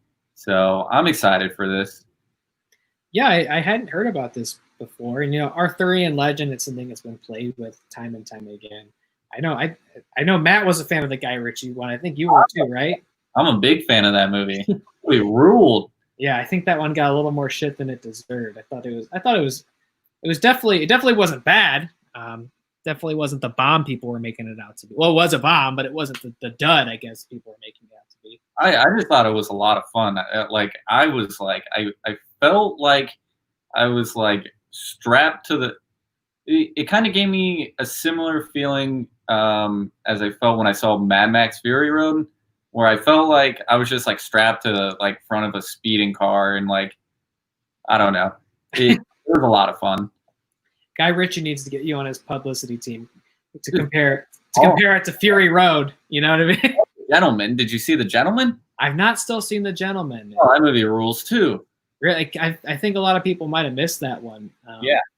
I mean, I missed it. No, Jess and I were planning to watch that. We like rented a copy and then just never got around to it. So that's worth checking out. Yeah, absolutely. Gentlemen, all right, I'll give it a look. Cursed hit Netflix. I don't know how many episodes it is, but it is hitting July 17th. And yeah, that looks interesting. Yeah, I guess it's based on a Frank Miller comic. Oh shit! Which I didn't even realize that Frank Miller wrote a King Arthur comic. Yeah, I didn't realize that either, but I might order me a copy of that. Yeah. You haven't seen Mad Max? Not even Fury Road? We'll have to come back to that. And The Gentleman. I can't blame you for that one. But let's see. Another big one we've got, trailer that just came out. I feel like it has potential to be a big one. At the top of my list for like anticipation. Yeah, we got a trailer also from IFC Midnight, The Rental, the directorial debut of Dave Franco.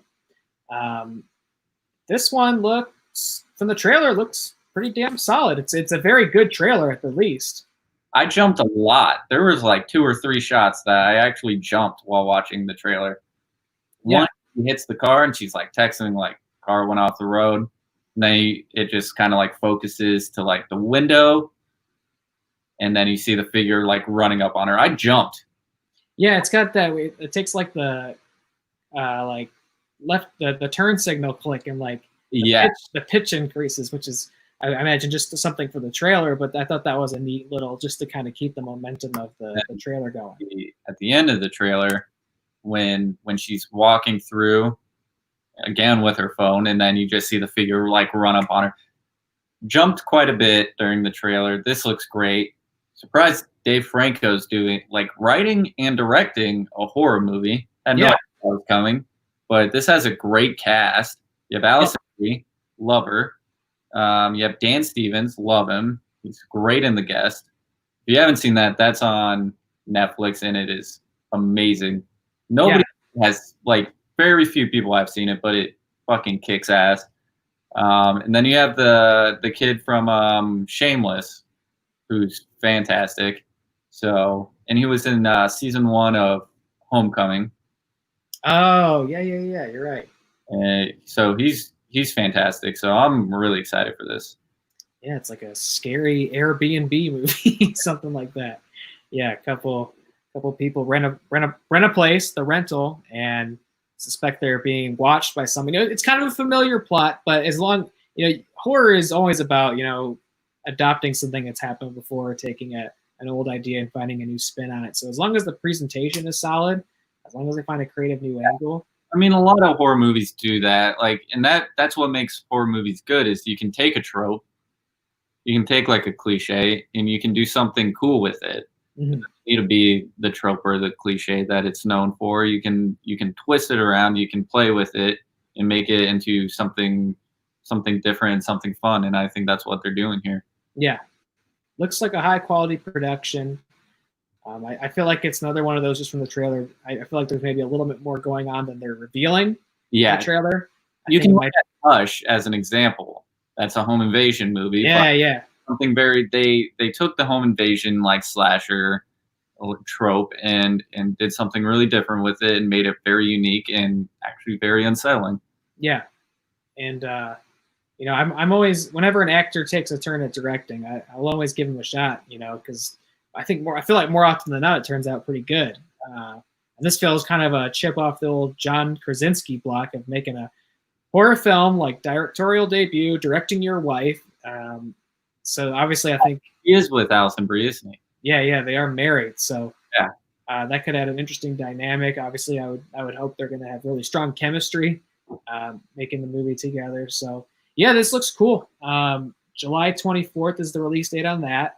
It's going straight to demand, but it will be getting that drive-in release that we love so much. So I haven't heard locally whether the drive-in here is going to carry or not, but I gotta think they are if the film is specifically catering to drive-in. So hope to catch that one under the stars. The rental looks pretty solid. We also got a trailer. We mentioned it last time, I think, because it was posters or something, but we got a new trailer for the Train to Busan sequel, Peninsula. Did you get a chance to watch that one? Yeah, this looks batshit crazy. Yeah, it looks, so again, I still haven't got around to watching the first one. I know it's very popular, very renowned. And this one looks a lot different from what I understand about that, because it is kind of a one location thing. This one looks Resident Evil as hell. Yeah. This looks a lot more action oriented. Thousands of zombies, spilling through the city, car chases, gun battles, things exploding. Yeah, and then the whole gladiator match. That part looks awesome. Yeah, that was when I grew up here. This is a still from that, I believe. Yeah. Yeah, this creature made of other a bunch of different zombies just crawl out. What the fuck was that? Yeah, they definitely are riding off the success of the last one. They definitely got a lot of money to make this. Oh yeah, but it's an official selection from Cannes. Yeah, well, this has to be good. Yeah, it looks like it's a lot of fun. It might get away a little bit further from the horror end of it, but look, we might have an alien versus alien situation here where it's all right. There's not a lot of mystery in the plot anymore, so let's just bump it up and make it as entertaining as possible. There's some action in there. Yeah, the gladiator sequence looks cool. We were just saying, take something familiar but find a new spin on it. I've never seen a zombie gladiator cage fight before. Yeah. So that one looks like a lot of fun. That one is set to get a traditional theatrical release here in the States. August 12th is the release date on that. Whether they'll stick to it or whether they'll budge, who can really say anymore these days? But I definitely need to watch the original one still, because this one looks awesome. I've been hearing the original one's awesome for years. Looking forward to that. Looking forward to anything that can make me care about a zombie story again, because it feels so burnt up and played out. But this one looks awesome, so looking forward to that. Just yesterday, I believe, we got what is said to be the final trailer for Antebellum. This is the Janelle Monáe film, touted as by a producer of Us and Get Out, but not Jordan Peele. But look, as long as somebody, I'm trying to copy and paste this URL in the chat. Forgive me, it's not working. There we go. We got a last trailer for that, and wow, it's still not working. What the hell? How embarrassing. There we go. I think I got it. All right. Cool. The spontaneity of a live show. So we got a final trailer for that. Did you get a chance to glimpse at it? Yeah, I gotta say, with each trailer that comes out, I get a little less excited about it. Really? Teaser trailer came out, and I was like, what the hell is this? The plane disappearing in the sky, this looks cool. Yeah. Then each trailer, you get a little bit more of the story, and I'm like, well, that kind of ruins it. Like, I was excited to see this pretty blind and kind of unravel the mystery myself while seeing it for the first time. But now I'm like, okay, she gets kidnapped, it looks like, by some weird organization, and they send her, like, I don't know. I still don't know the full story, but I have a better understanding that there's something going on, and she has to get out of it. I mean, it'll probably be really good. It looks very interesting still, but some of that like mystery box flavor is kind of gone now. And which is the consequence of putting 3 trailers out for a movie that by the end of it you get a pretty good handle. Yeah. A lot of times I'll even avoid watching when they put out that many trailers. I'll avoid watching the last one. This was also the international trailer, which typically ends up showing more the international trailer. But now that I've got an obligation to the people, I can't skip trailers.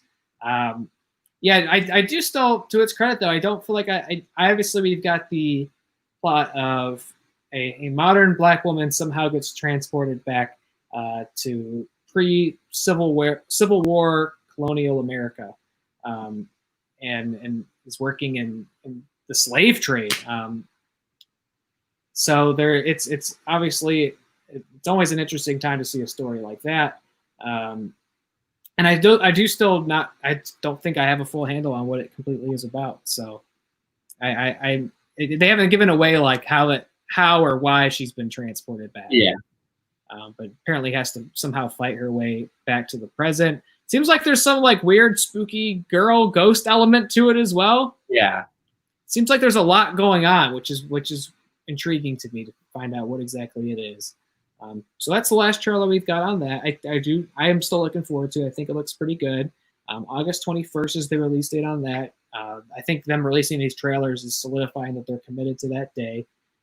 So we'll get a glimpse of that in August. I do know the drive-in has been showing trailers for Antebellum, so I'm like, hell yeah, I will happily pull my car up for that.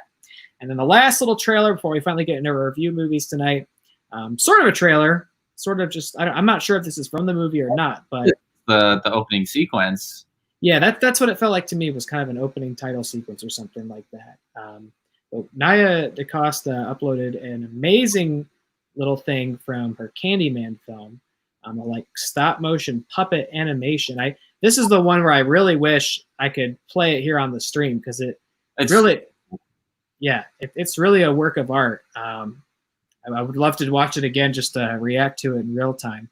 I'll get the link in chat here if you guys haven't seen it, but really, it's not footage from the movie. It's not live action footage. It's animation puppetry that sort of gives looks like a little extra context into what the backstory of her Candyman's going to be. Because I don't remember them really getting anything like this per se, because it's showing you sort of the backstory of specifically Candyman, as we've always known that character, but it's also exploring real life stories of people of color in American history who have been, murdered, falsely accused of crimes, falsely sentenced for crimes, and losing their lives for it. You know, kind of an Emmett Till thing. There's one that I very distinctly was able to identify of a 14-year-old boy who had been falsely tried for the murder of 2 people, and they executed him in an electric chair. He's 14 years old, and then like 20 years later,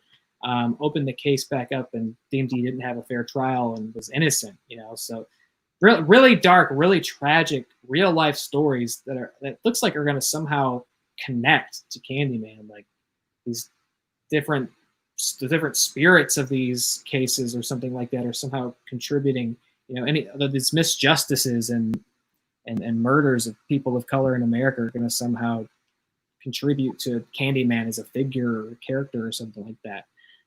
It was really, really great, powerful piece.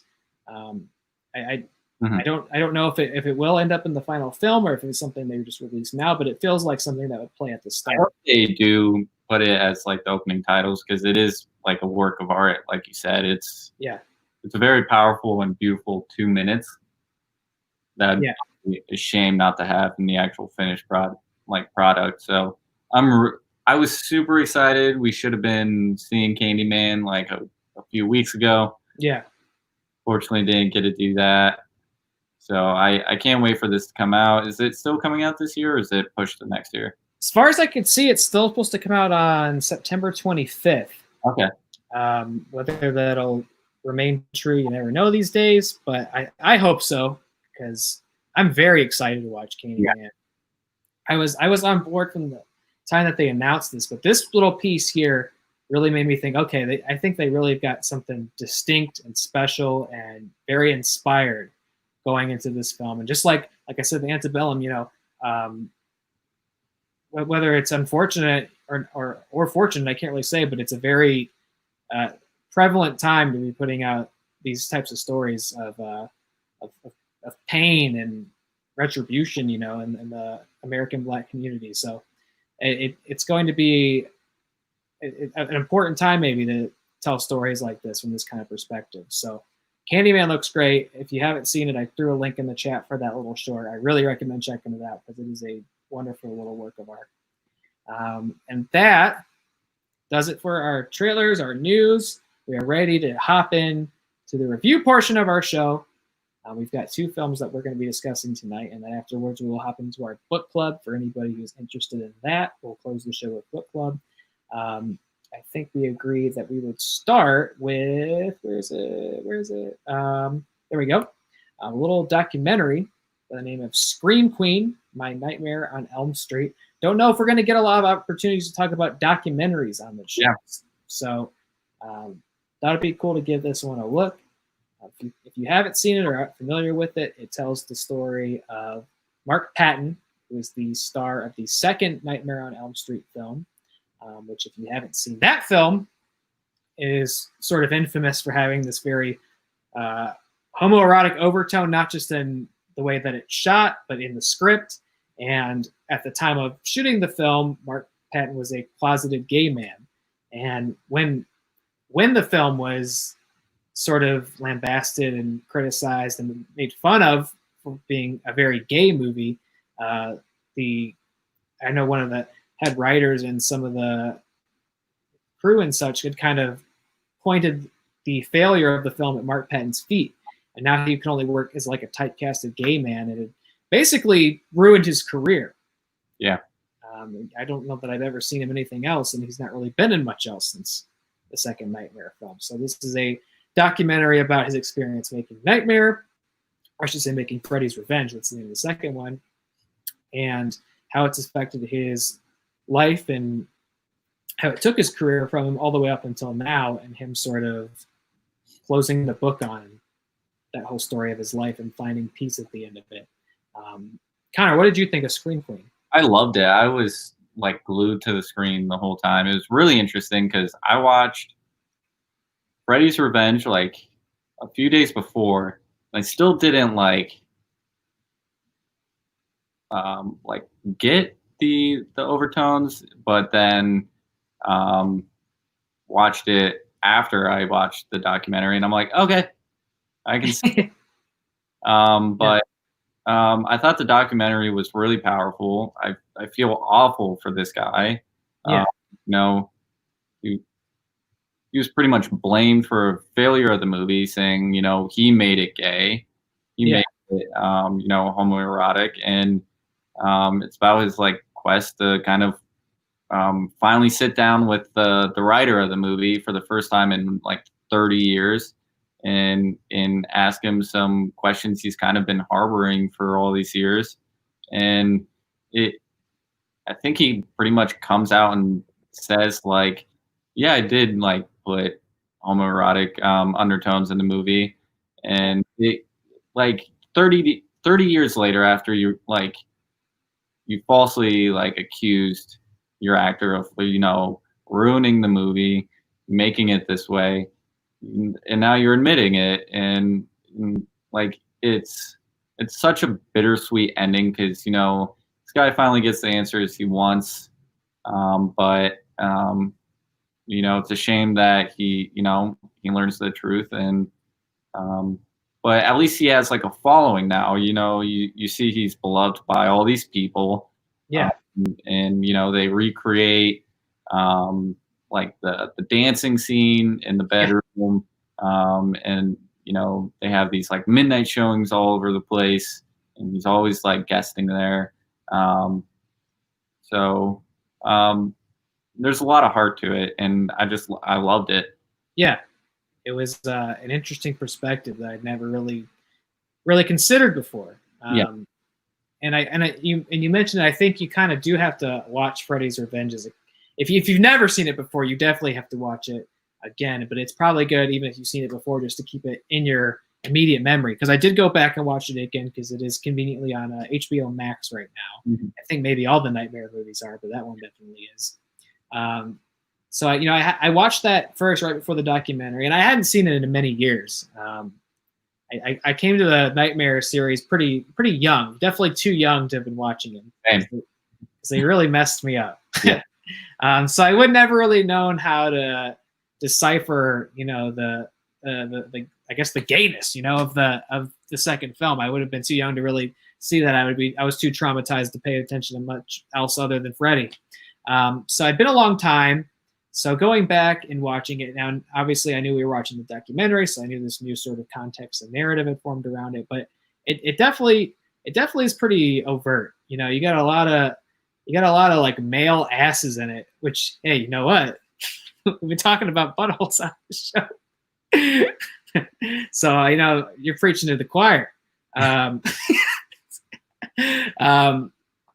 just like a lot of dudes like wrestling. You know, just pounding around. There's that weird scene in the shower where the coach gets like undressed and Freddy's slapping him with a towel, and it goes like a gay S&M bar, which was like the most popular like gay nightclub in Hollywood. And like in the documentary, all these people were like, I had no idea. We shot after hours. We had no idea. Yeah, the director maintains he just thought it was some bar. How do you not know? It's the most popular. I feel like they would have had some sort of artwork or promotional material in the bar that would have clued you in at least a little bit. It was shot as a gay bar. Yeah. It feels pretty overt when you go back and watch it. The dance sequence, you know, and then even without all that, there's this weird stigma because up until that point, horror movies and slasher movies were all about the scream queen or the final girl, you know, the strong female protagonist at the center of it who has to overcome by the end after everyone else has died and defeat the monster or the antagonist. And this took a weird spin on that by making it a male. And it's not some macho hero, you know, he's not Stallone in the mix of it. He's this very effeminate, you know, young male who, as they put it, you know, screams like a girl. And there's like contention on whether that was in the script or not, or if that was the way Patton read it. And then there's just the whole element of like, it's very different from the first film, because the first film is basically what you think of when you think of Nightmare on Elm Street. It's Freddy terrorizing people in their sleep and their dreams. This one kind of inexplicably doesn't deal as much with that. It's not really about getting killed in your dreams. It's about him like coming to the real world and basically trying to turn this character into Freddy. It's a lot of like, I'm living inside you, let me out, embrace me, become me. And it does feel, the writer of it had said, oh, it's not a homoerotic film, it's a homophobic film. And I didn't really know what that meant when I read that at first, but in hindsight, it's like, oh, you're like literally demonizing the gayness of this guy. You're turning into a murderous monster, and embrace me and become me. And when he does, it gets out and kills everyone at your pool party. Which is it's a weird movie, even without all this. It's got weird sequences in it. It's just very different from what came before and different from what the series would kind of get back to. Yeah. But it has a lot of cool practicals. I love like him ripping out of his chest, the knives coming out of his fingers. It's got a lot of cool stuff. And then there's that great sequence where they kind of meet face to face for the first time. Mm-hmm. And then the documentary, they covered it, Robert Englund, it said like, instead of it being like confrontational, I kind of want to embrace you, like I want it to be like weirdly intimate and seductive. And they basically shot a sequence where he like stuck his finger in Mark Patton's mouth, which isn't in the film, doesn't make it. I guess somebody on set had freaked out and said, that's too gay. Don't do that. But I thought that was interesting because it felt like, okay, if Robert Englund was recognizing that element to the film, it was clearly there. It wasn't something that came out after the film's production. So I agree. It was clearly in the minds of the people who made it. It's very unfair for the director to be like, I didn't know we shot at a gay club or whatever. I don't know. I was just making a horror movie. And the writer, kind of blaming the critical disappointment on Mark Patton for bringing it out. It was cool seeing, kind of that cult fame he's got in the recent years. I really like seeing his presence in like conventions. Yeah. Because I always wonder about some of because you go to like comic conventions and movie conventions, like you got your big rock star personalities, right? You got your Avengers and Star Wars characters and such, and they get the Hall H and all that. But I always kind of wonder about those smaller guys who get like their little booth. And horror movie, the rock stars of horror movies, it functions a little differently because the horror fans were passionate, and you could have a bit role in like the 5th Jason movie, and we're like, yo, it's that guy, can't wait to meet him, right? So it's a little different, but it was cool seeing him get recognition and appreciation from fans. Yeah, I feel like he was robbed of that because he was kind of robbed of a career as a result of how this film was received and that it was blamed on him. So it was kind of cool seeing what it's like to be one of those guys on the ground with your little Comic-Con booth, because I always wondered about them. And then there's the personal element, about the man he was seeing, who I didn't know going into this that Mark Patton was HIV positive. I did not know that either. Yeah, I don't think they really gave that away in the trailers and press and stuff of it. So to come to that in the middle of it was really sad, and that he actually loses somebody to AIDS back in the 80s, as many people did die from AIDS in the 80s. So that was a really sad. It's definitely a sad story that I feel like you get some catharsis on at the end. It's kind of neat that it's building up to this confrontation, because it feels like a weird bone to pick at first. I was like, I see so mad at the writer of the film. I didn't really get it at first until you get there, and they build up the confrontation well enough that it feels really significant by the time you get to it.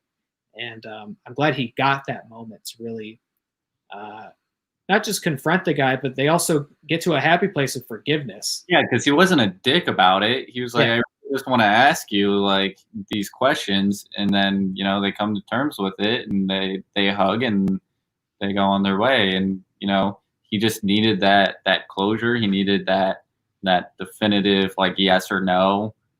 I did make it this way. I didn't make it this way. And he got that, and he can hopefully find peace and continue inspiring people, because you do see that a lot in the documentary. He inspires a lot of people, a lot of gay and queer youth A lot of people say, without that movie, they might not be here. It meant a lot to him. They idolize this guy. So, he's helped a lot of people, whether he knows it or not. And it seems like the more people that tell him that, you know, it just kind of builds the documentary that way. But it really was a beautiful documentary. Yeah. And I don't watch too many documentaries, but the ones that catch my eye definitely check out, and I'm really happy I checked this one out. Yeah, it was a small little story, but a well-produced documentary, and by getting that story more recognition, I hope it affects his life for the better even more. I don't know if he has any expressed interest in coming back to acting or not. Seems like he's pretty confidently closed the door on that chapter of his life, but getting him a little more recognition and a little more exposure and getting that story out there, hopefully, good for him and good for anybody else who needs to hear that story. Whether it comes up in acting or any other industry, he really struggled and really went through the worst of it, and still managed to come out a positive person on the other side. So it was a good story. That's streaming on Shudder right now. If you guys haven't seen it yet, definitely recommend it. Always recommending Shudder movies. Oh yeah, get that free trial. Get that free trial and tell them who sent you. Oh yeah, I give this 5 5 claws. 5 claws. Good. I'm always scared to give anything 5 out of 5. I definitely would give it at least 4 out of 5 claws. Yeah. I thought it was documentaries sometimes can be too long or lose focus. I thought this was right on the money the whole time. I didn't get bored during it, and I thought it was a great story that I didn't already know. And also obviously has appealed to me as a horror fan. So if you like horror movies, if you like Nightmare on Elm Street, it's cool to even get that deep of insight into one of the films as well. So go give it a look on Shudder. Tell them Really Scared sent you. The other film we watched in preparation for this episode, I hope I can remember enough because I watched it in prep of last episode, but is a movie called Bit. This is it's about a transgender woman played by Nicole Maines, who is a actual trans actor, who recently graduated high school, goes on a road trip to the West Coast to live with her brother for a bit, and falls in with a gang of feminist queer vampires who she's bitten by one of them and turned into a vampire, and then has to decide how she is going to fit into this new society or this new subculture. She's resistant to it. They have all sorts of rules, but chief among them is you do not turn a man into a vampire, as they can't handle the power and they will abuse it. But she's also not super comfortable with the vampire lifestyle either, or the murderous tendencies of it. So that's a little bit about Bit. It is playing on VOD just about everywhere you would expect it to be if you want to check it out and haven't already. Connor, what did you think of Bit?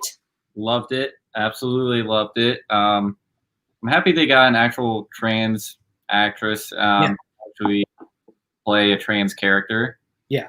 Good for them for representation. I think she nailed it. She was great in it.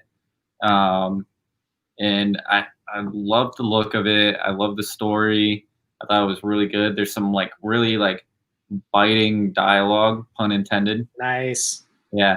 The line, what was it? It was it's time for men to be the ones afraid to jog at night. Yeah. I love that. It was so good. Yeah. And these vampires were kick ass. I loved the whole montage of them hunting down men. Mm-hmm. Kill, that was great. I love the neon in it. It's not overdone, but it's done just right. Overall, I loved it. I thought it was a lot of fun, really kick ass. Hopefully they make more. Yeah, they kind of set it up for a sequel. Yeah, she says there's no way I can get pregnant in the 5th one. Yeah. Yeah, I got a little fourth wall joke at the end there. No, I agree. I liked it. I feel like this is maybe the first kind of B movie. I feel like as if we've watched on this. This reminded me a lot of like a sort of like a older sort of exploitation. Like this would be, like a trans exploitation movie, but not in a way that's malicious.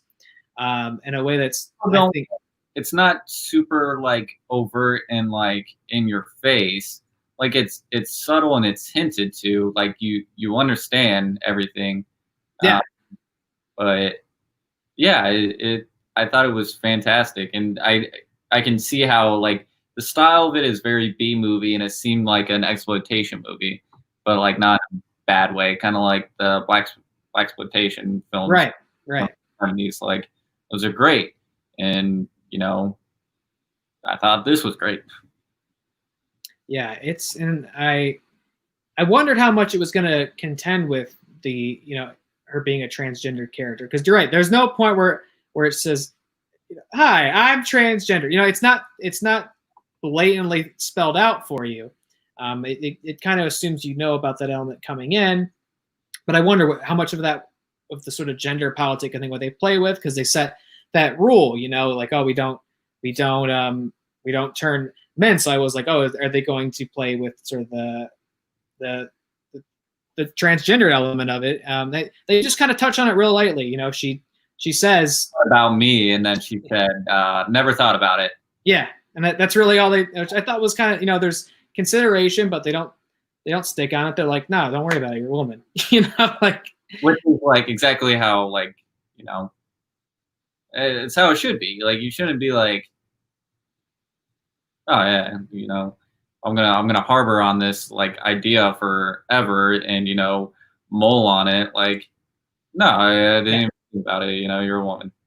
Yeah, it's a trans story, but it's not just about being trans. It's also a vampire story. It's a horror movie. It's a feminist story. So there's more going. It's a little smarter than that, a little more considerate than that. Mm-hmm. But it's also a lot of fun.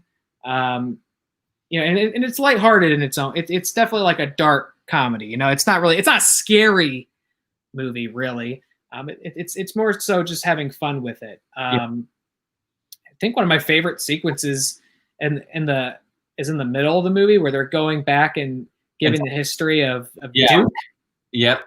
With that amazing song choice, that Rasputin song choice, and they're jumping through the different decades because she was turned into a vampire in the 70s, so it's coming up in each decade, showing what her life's been like, basically living as a thrall to kind of this Dracula analog. They just call him Vlad. But But yeah, no one says Dracula out loud, but that's definitely who they're implying. He's been around for centuries, and he's like he's the male vampire everyone's afraid of, because he's basically cast like vampiric magic on all these women and keeps them around, and they have no real agency or personality. He just keeps them as his kind of puppets. But I thought that sequence was really well shot, really well edited. It was funny. It was visually great. Yeah, and the dance sequence with the neon lights reminded me a lot of Ex Machina. Yeah. Like, I got strong Ex Machina vibes there, and I loved it. Yeah. That part was good. I'm gonna consider this the unofficial sequel to Dracula Untold, because Dark Universe. Because you remember at the end of that movie, they totally said it's one of those embarrassing sequel bait things. They're like, yeah, we're gonna make another one. It's gonna take place in the modern times. Yeah, I feel like this is that movie. It's the unofficial sequel to Dracula Untold. I'll watch Dracula Untold again. Yeah, you gotta. Tom Cruise is the mummy. Yeah. No, but this was good. It was fun. Some good little violent sequences in it. The only thing I had at the end was I kind of wished for more. Yeah. No, I know exactly what you mean. I did want more. Yeah, more of a showdown, I guess. Yeah. I wanted more of the brother. Yeah. I guess after so much hype of Vlad, him finally getting out of the hole and stuff and attacking him, I thought, but it is a low budget film, of course. It's a small budget film, so I couldn't ask for too much Dracula Untold action. But yeah, that was really my only criticism. So like, if that's that's the worst I've got, is that I wanted more of it. You know, it's the mark of a pretty good film. Yeah. Thought it was fun.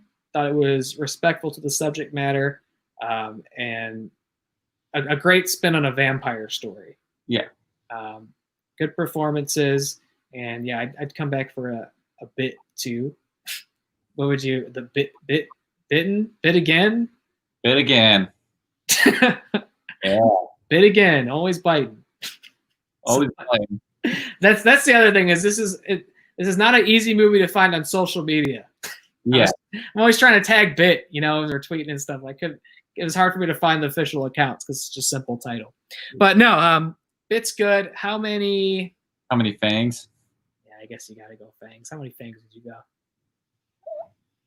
I would go four. Four fangs. I thoroughly enjoyed this, and I think I would definitely revisit it. Yeah, it's definitely a fun movie you could come back to like some time later. You just throw it on. It's just one of those lighthearted, fun, but it's obviously got the horror appeal to it as well and the monster stuff. So definitely something I could come back to. I would probably go 3.5 fangs. 3.5 fangs, and I'd recommend checking out. I don't count it out based on the trailers too, because when I saw the trailer, I was like, I can't tell if this is good or not, you know, because it felt a little silly and the dialogue seemed a little corny. But I think when you watch the actual movie, it's totally contending with that. It knows completely what it is, and it's having fun. And don't listen to these fucking babies online who are like, oh, it's a SJW movie, because that's what I saw in the comments was like, piss babies getting all upset, like, oh, feminist agenda. Fuck that, dude. Not that anybody needing to watch this with a gay Babadook background doesn't need to be told to not listen to that voice. But for real, throw that trash out. This is a fun, solid movie. It's on VOD pretty much anywhere you would rent or buy a movie at right now. So go find Bit, go find Scream Queen. Two solid, very different, but two solid movies. So now, I feel like we've wrapped up our review portion. It's time to get into our book club for the last time in June. We, of course, our pick this month was Stephen King's If It Bleeds. We've been doing a novella every single week. There's 4 novellas in the book in total, so it worked out pretty easily.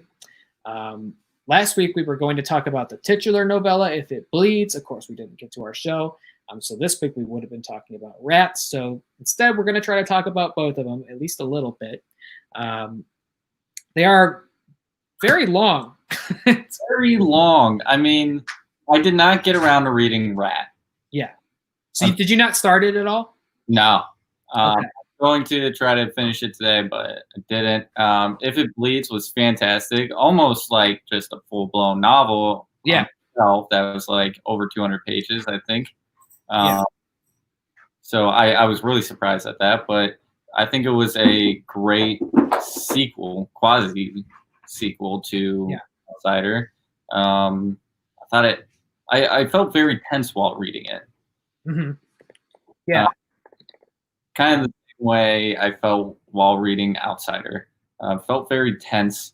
The mall section of it where she meets the thing, the new outsider, I guess, at the mall, that whole thing really got me tense. Yeah. With him like asking, you know, do you really have someone watching us? Like, I could probably snap your neck real quick and just walk out of here. I'm real fast. Yeah. Yeah. I did like If It Bleeds. For those who kind of need the setup, if you've seen the Outsider series on HBO, if you read the novel that it's based on, this is basically the sequel to that, about Holly Gibney, a private investigator who dealt with the monster and the Outsider, getting onto the trail of a new one. She notices this newscaster who's present at like all these major American tragedies, not just in the modern era, but back through time. It's the same guy at each site who's reporting on these. And as we learned in The Outsider, there's these beings that like feed on human suffering and tragedy, and they relish in it and it sustains them.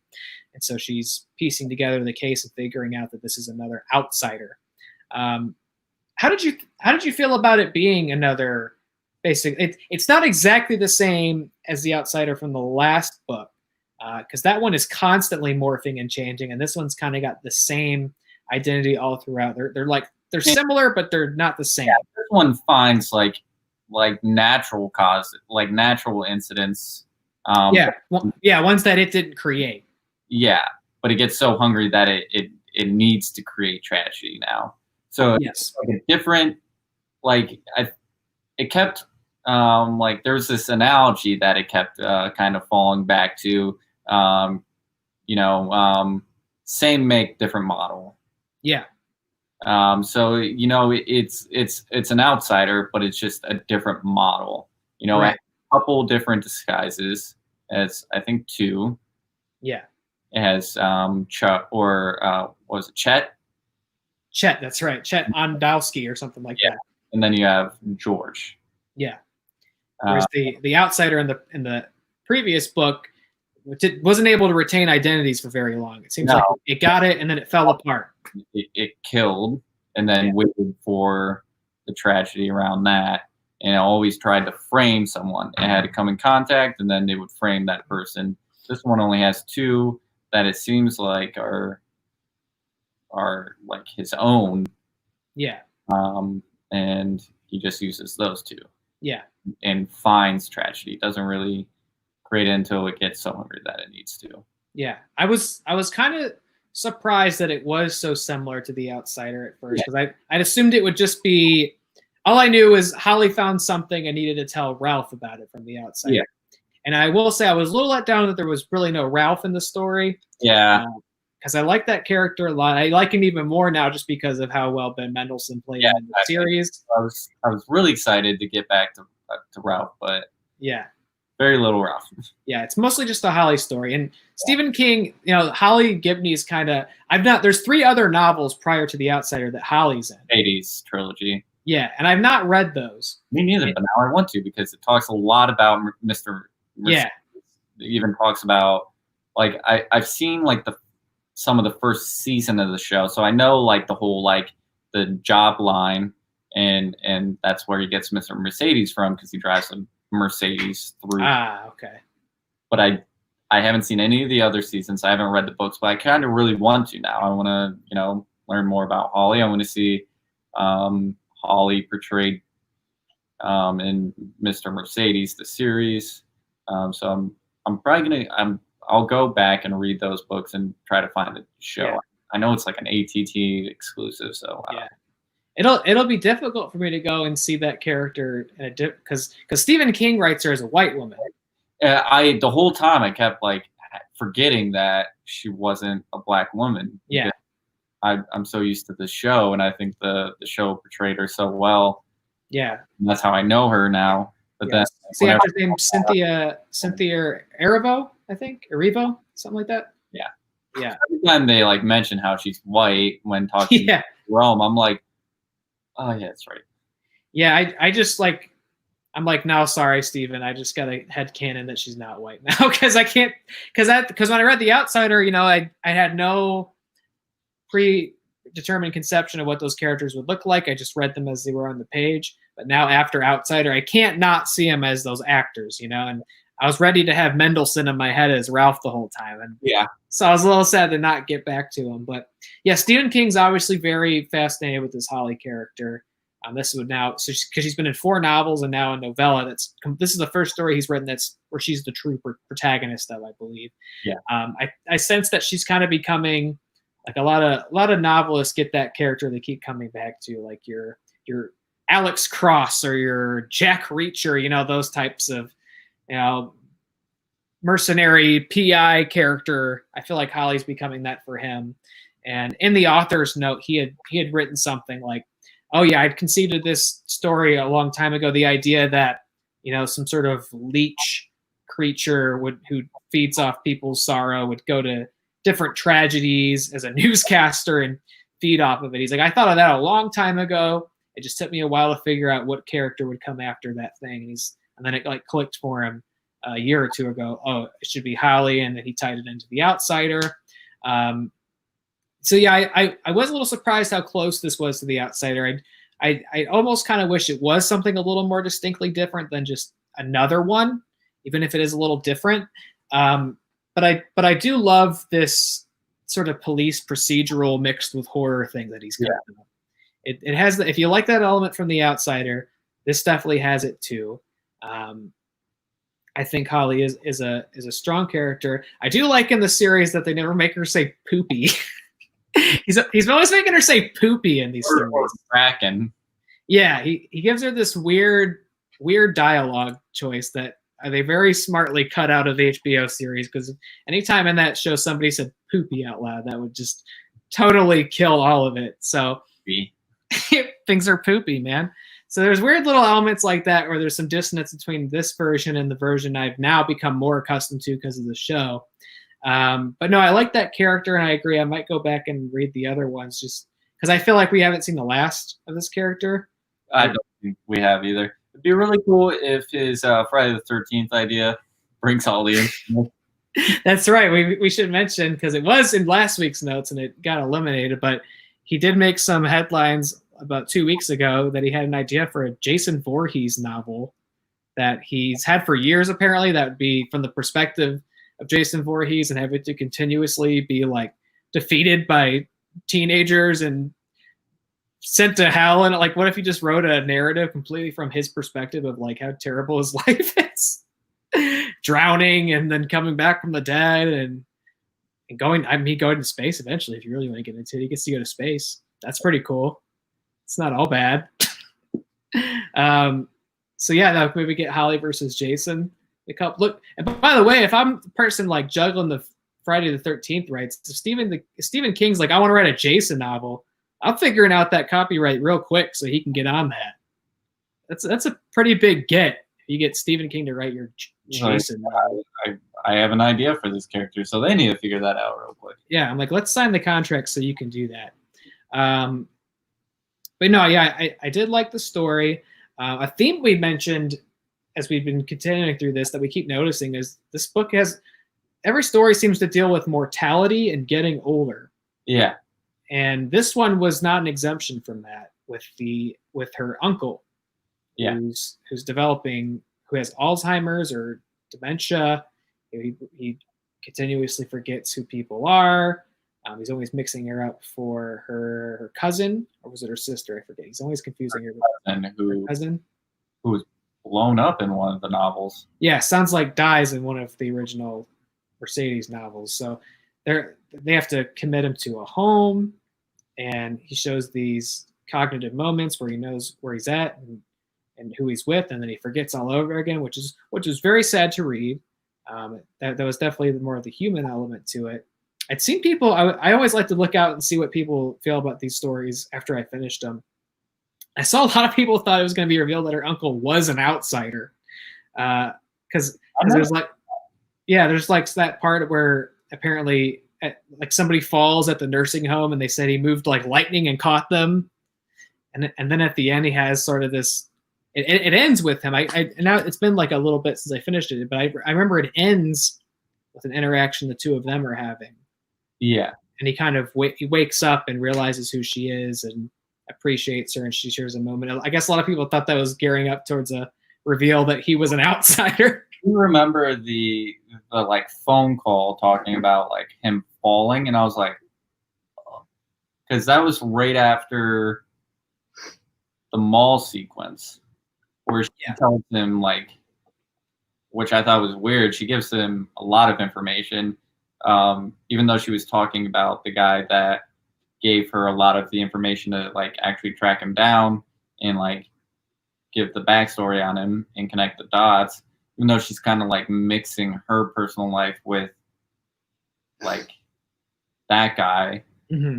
I felt like she was giving a lot of personal information to this guy who straight up said like, hey, I can snap your neck and no. She gave a lot of information. That came right after that. And I was like, oh, he figured it out. And he's going after like her loved ones. Right. So I think I had that like inkling of an idea for like a split second, and then just completely left my mind because I was like, they definitely didn't revisit that in my mind. I think there maybe is some desire for like a twist or reveal in the story because it's pretty straightforward. Yeah. You know, she figures out there's an outsider. She confronts that character. It's a little different, and its personality is a lot different than the one we met in the last book. It's a lot more forthcoming.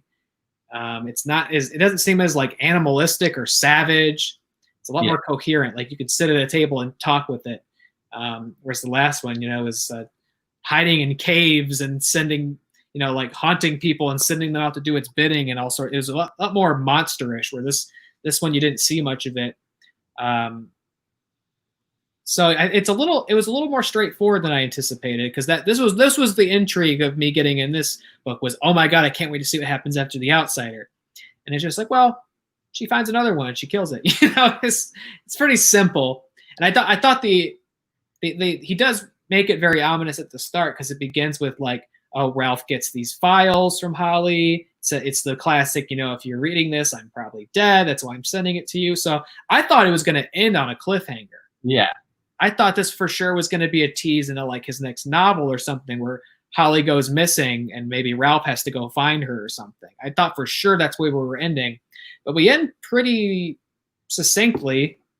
You know, she traps another one of these monsters. She's more aware of how they operate, so she's able to lure it out, and things almost go off the rails, but she's able to trap it and kill it pretty easily, which I was kind of surprised by.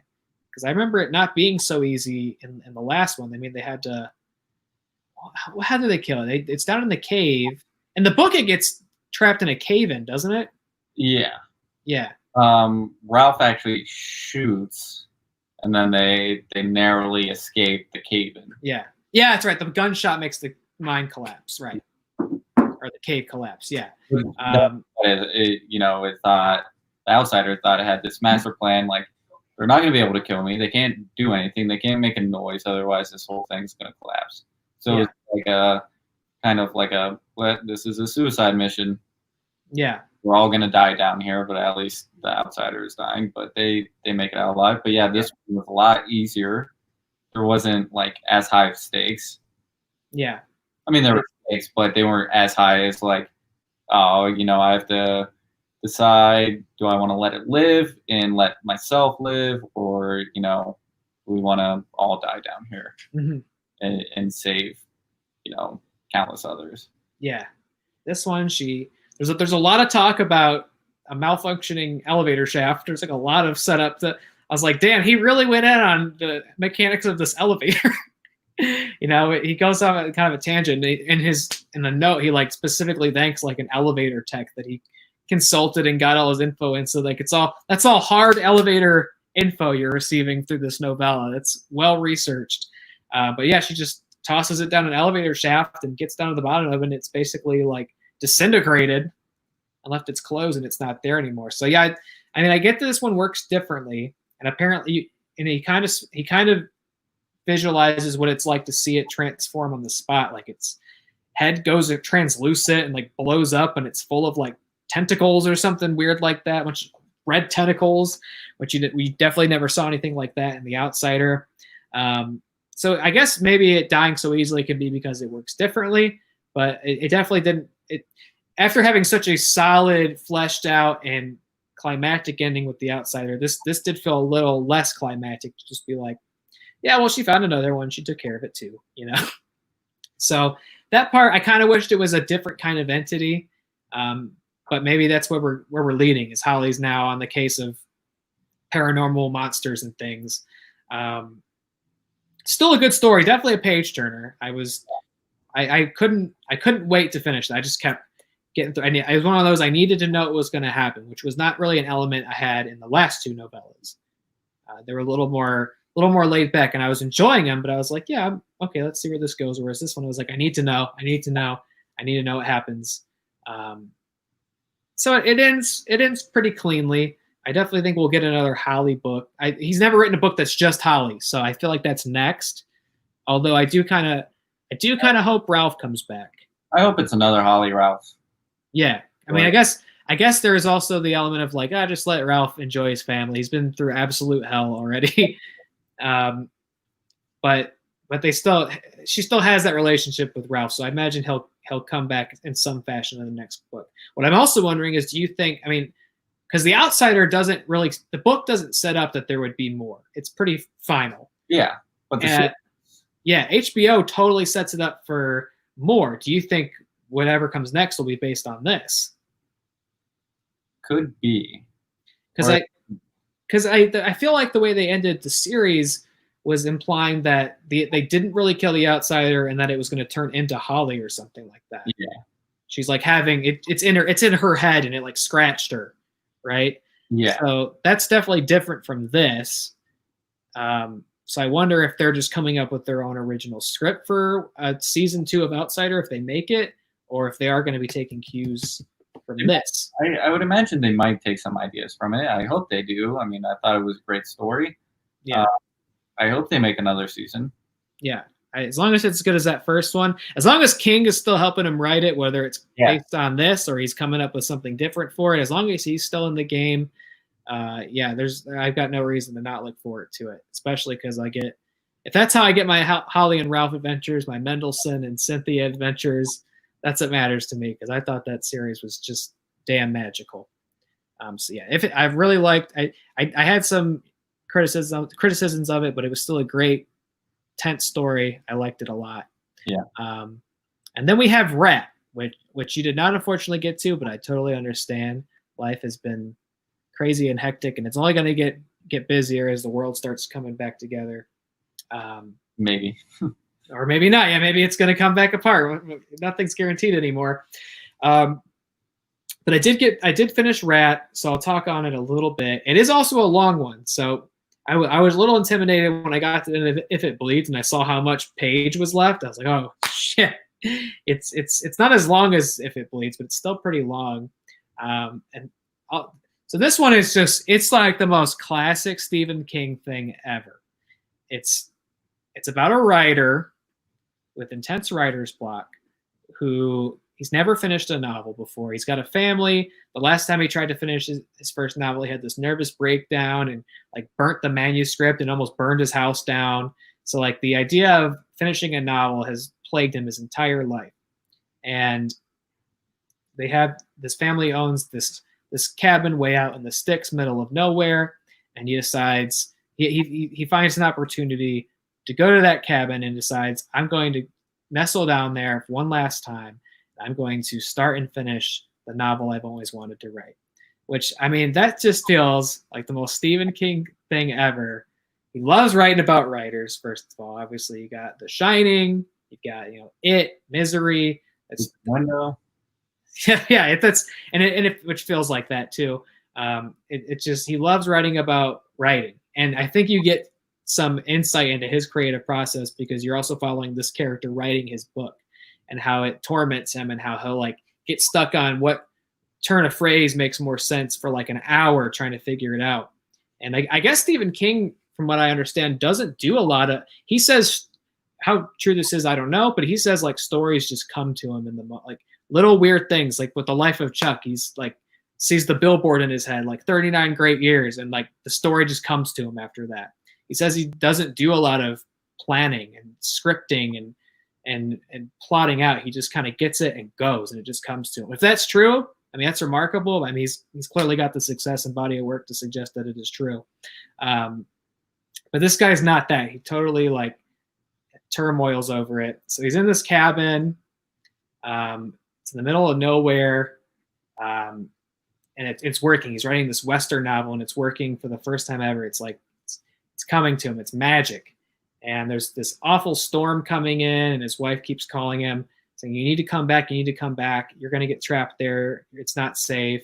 He's like, no, I need to stay here and finish my novel. So he's fighting with her as the storm comes in. I couldn't figure out what it was going to ultimately be about or where it was going. Cause then there's this whole thing where he gets really sick.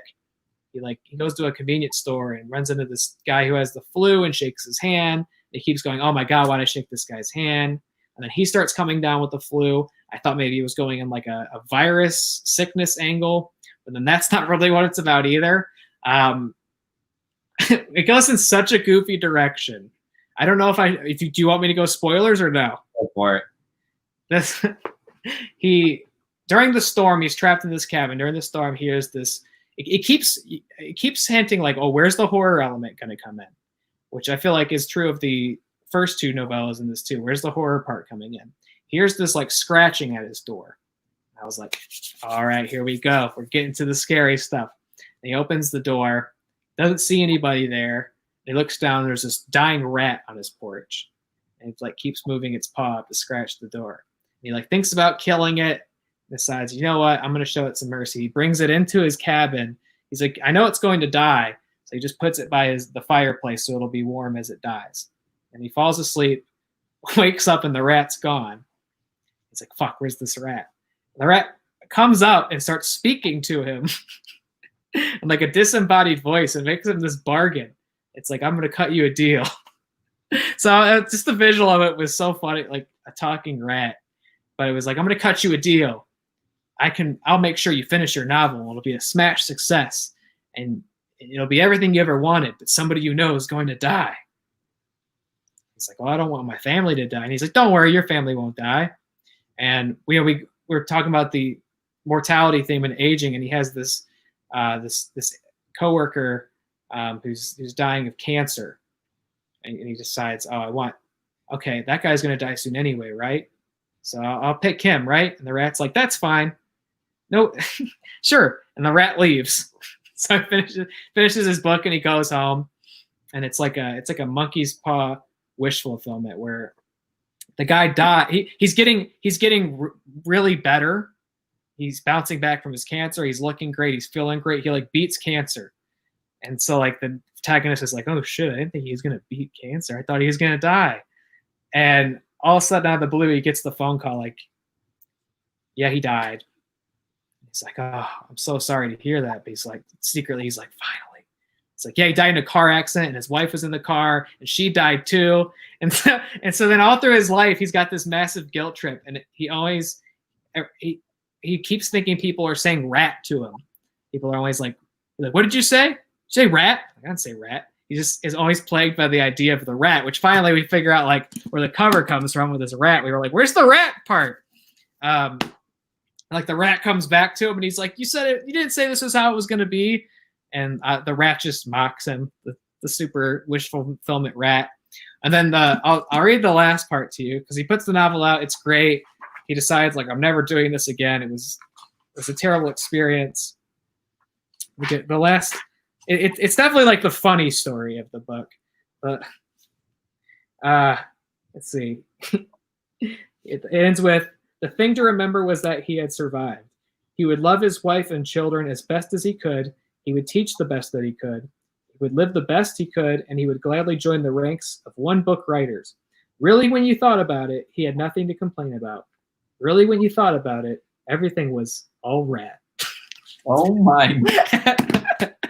That's how the whole book ends. So he makes peace with it, but really he doesn't, because the last word of the story is rat. So he's always gonna see and hear the rat. And this was such a weird, kooky story for me because it feels so, like I said, typical Stephen King. Like it's him in his wheelhouse. He's writing about writing, and I feel like everybody's kind of had the romantic idea of getting the cabin off and sitting down and writing that book or that story or that screenplay.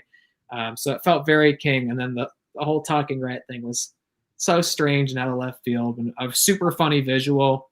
For some reason, I decided the rat sounded like Bill Murray. So I kept hearing Bill Murray's voice whenever I read the rat's dialogue. That just felt appropriate to me for some reason.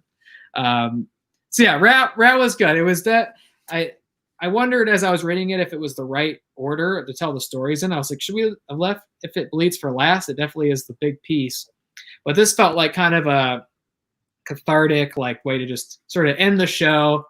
It's kind of scary, but it's kind of silly, and it was fun. It definitely the fun story that's not as concerned with death and aging and forgetting who you are, but there is a little bit of element of that too. So that was Rat. I like that as well. I know I gave you the spoiler cliff notes, but I'm still gonna read it. I'm sure I'm gonna have the same reaction as you. Just to get the dialogue scenes of the protagonist and the rat. It's super funny. So that quite literally closing the book. on If It Bleeds. What did you think of the book as a whole? The 3 I read, loved it. It's very rare that I read a Stephen King book and don't like it. So Yeah. it was classic King. Kind of really heartfelt. A lot of the stories had a lot of heart to it, which was kind of different. He does sprinkle that in every now and then, but this was a lot of heart. Maybe there's multiple stories, and so there's more heart in each story. So I thought it was really good. It feels like he's really thinking a lot about like the closing chapters of life. And I'm like, oh no, are you okay, Stephen? he's not getting any younger. He's been doing this for a long damn time. So it seems like he's really meditating a lot on, sort of the meaning of life and what it means to leave this life in this world. I felt like that was coming up a lot. The theme of getting older, which right, which I guess, but I hope he's not dying and doesn't have dementia. He seems pretty sharp. I follow him on Twitter. He's writing these books. He seems like he's pretty sharp. The genuine weirdo everyone wants him to be. No, I like the book a lot. I don't read a lot of short story collections or novella collections. So this was kind of new for me. Obviously, If It Bleeds is the big show stealer. It's definitely the one it's the most like intense narrative one, but I did like Life of Chuck a lot. Yeah, me too. It's one that I like more and more as I think about it. I think it's maybe the most creative story of the bunch. I did love If It Bleeds, but I would have to say Life of Chuck is my favorite. Yeah, I was surprised by it, and probably the least horror oriented of the bunch, besides that scary first chapter. So yeah, no, I think it's, Stephen King has always kind of pigeonholed as the horror guy, and he primarily is, but sometimes he steps out of that box and comes up with some pretty creative, inventive, and personal stuff. And I feel like this is more of that. I'm not sure what's next for him, if it's the Jason Voorhees novel. Probably not, but I'm sure he'll have something out next year. He's always putting something out every year. Maybe it'll be another Holly story. I don't know. I'm sure we'll get to it when it comes out. But no, I like this a lot. Again, I don't know if anybody's following along with this for this part of the show. I hope they will eventually. I know my man Drew Schneider, if he's still out there listening, he's getting on board for the next one. And oh no, my copy's across the room. I guess we'll announce it right now. I'll be right back. I gotta show the copy on screen. Thanks. I don't think I know which one we're doing. Oh no, I thought we decided. Did we? I thought we did. Hold on, I'll grab it. An announcement to my co-host on the show.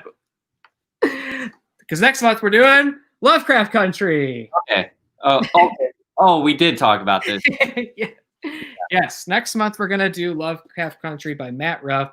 It's a couple years old. You can see it's out in paperback now, but naturally with the HBO miniseries coming out in August, I thought it'd be a cool opportunity to read the book first.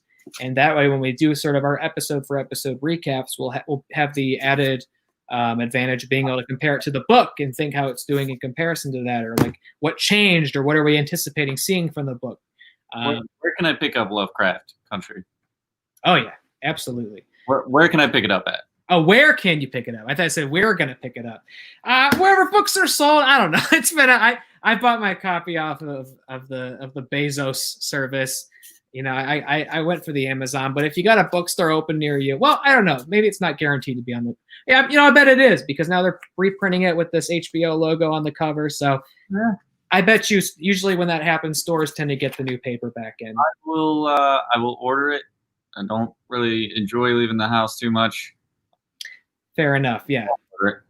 I'm sure you can at least order it from wherever books are sold, and it's a paperback. It's like $10, so it's not a lot being a couple years old. So you can very easily get a copy.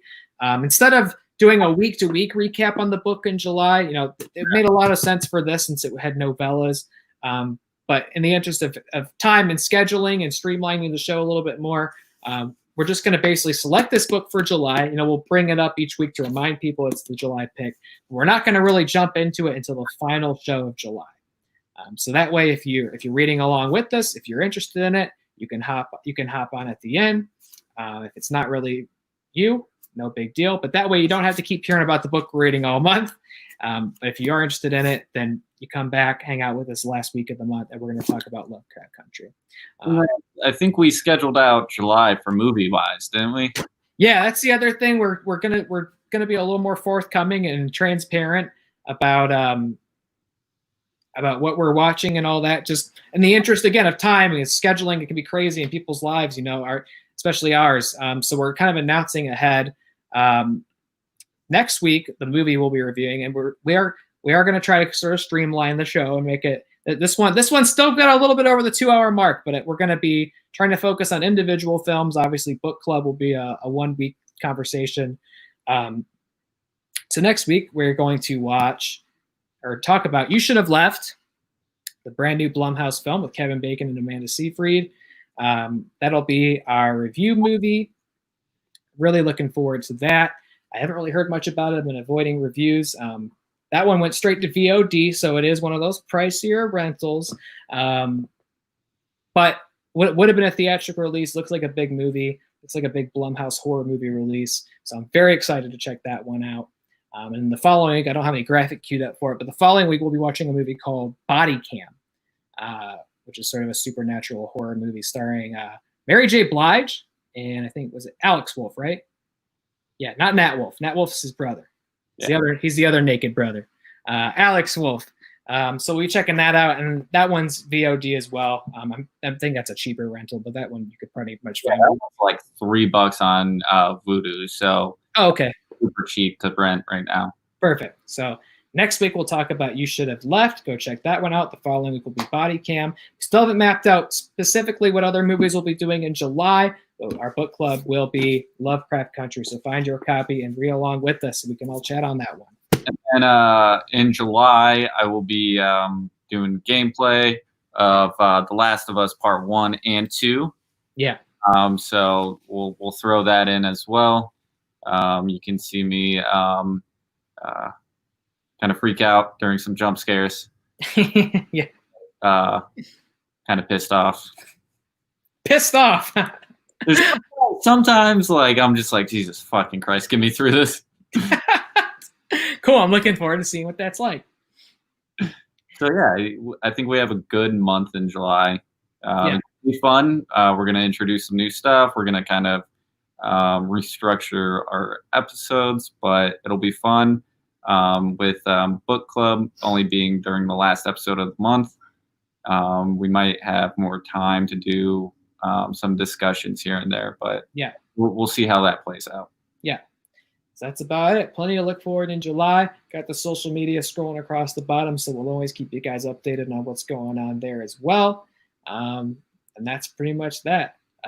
Thanks for joining us. Happy Pride Month. Thank you, Babadook. And we'll catch you 9 p.m. next week? Yes. 9 p.m. next week. Come back here, and we're going to talk about You Should Have Left. Thanks for joining us, guys. Stay spooky. Stay spooky.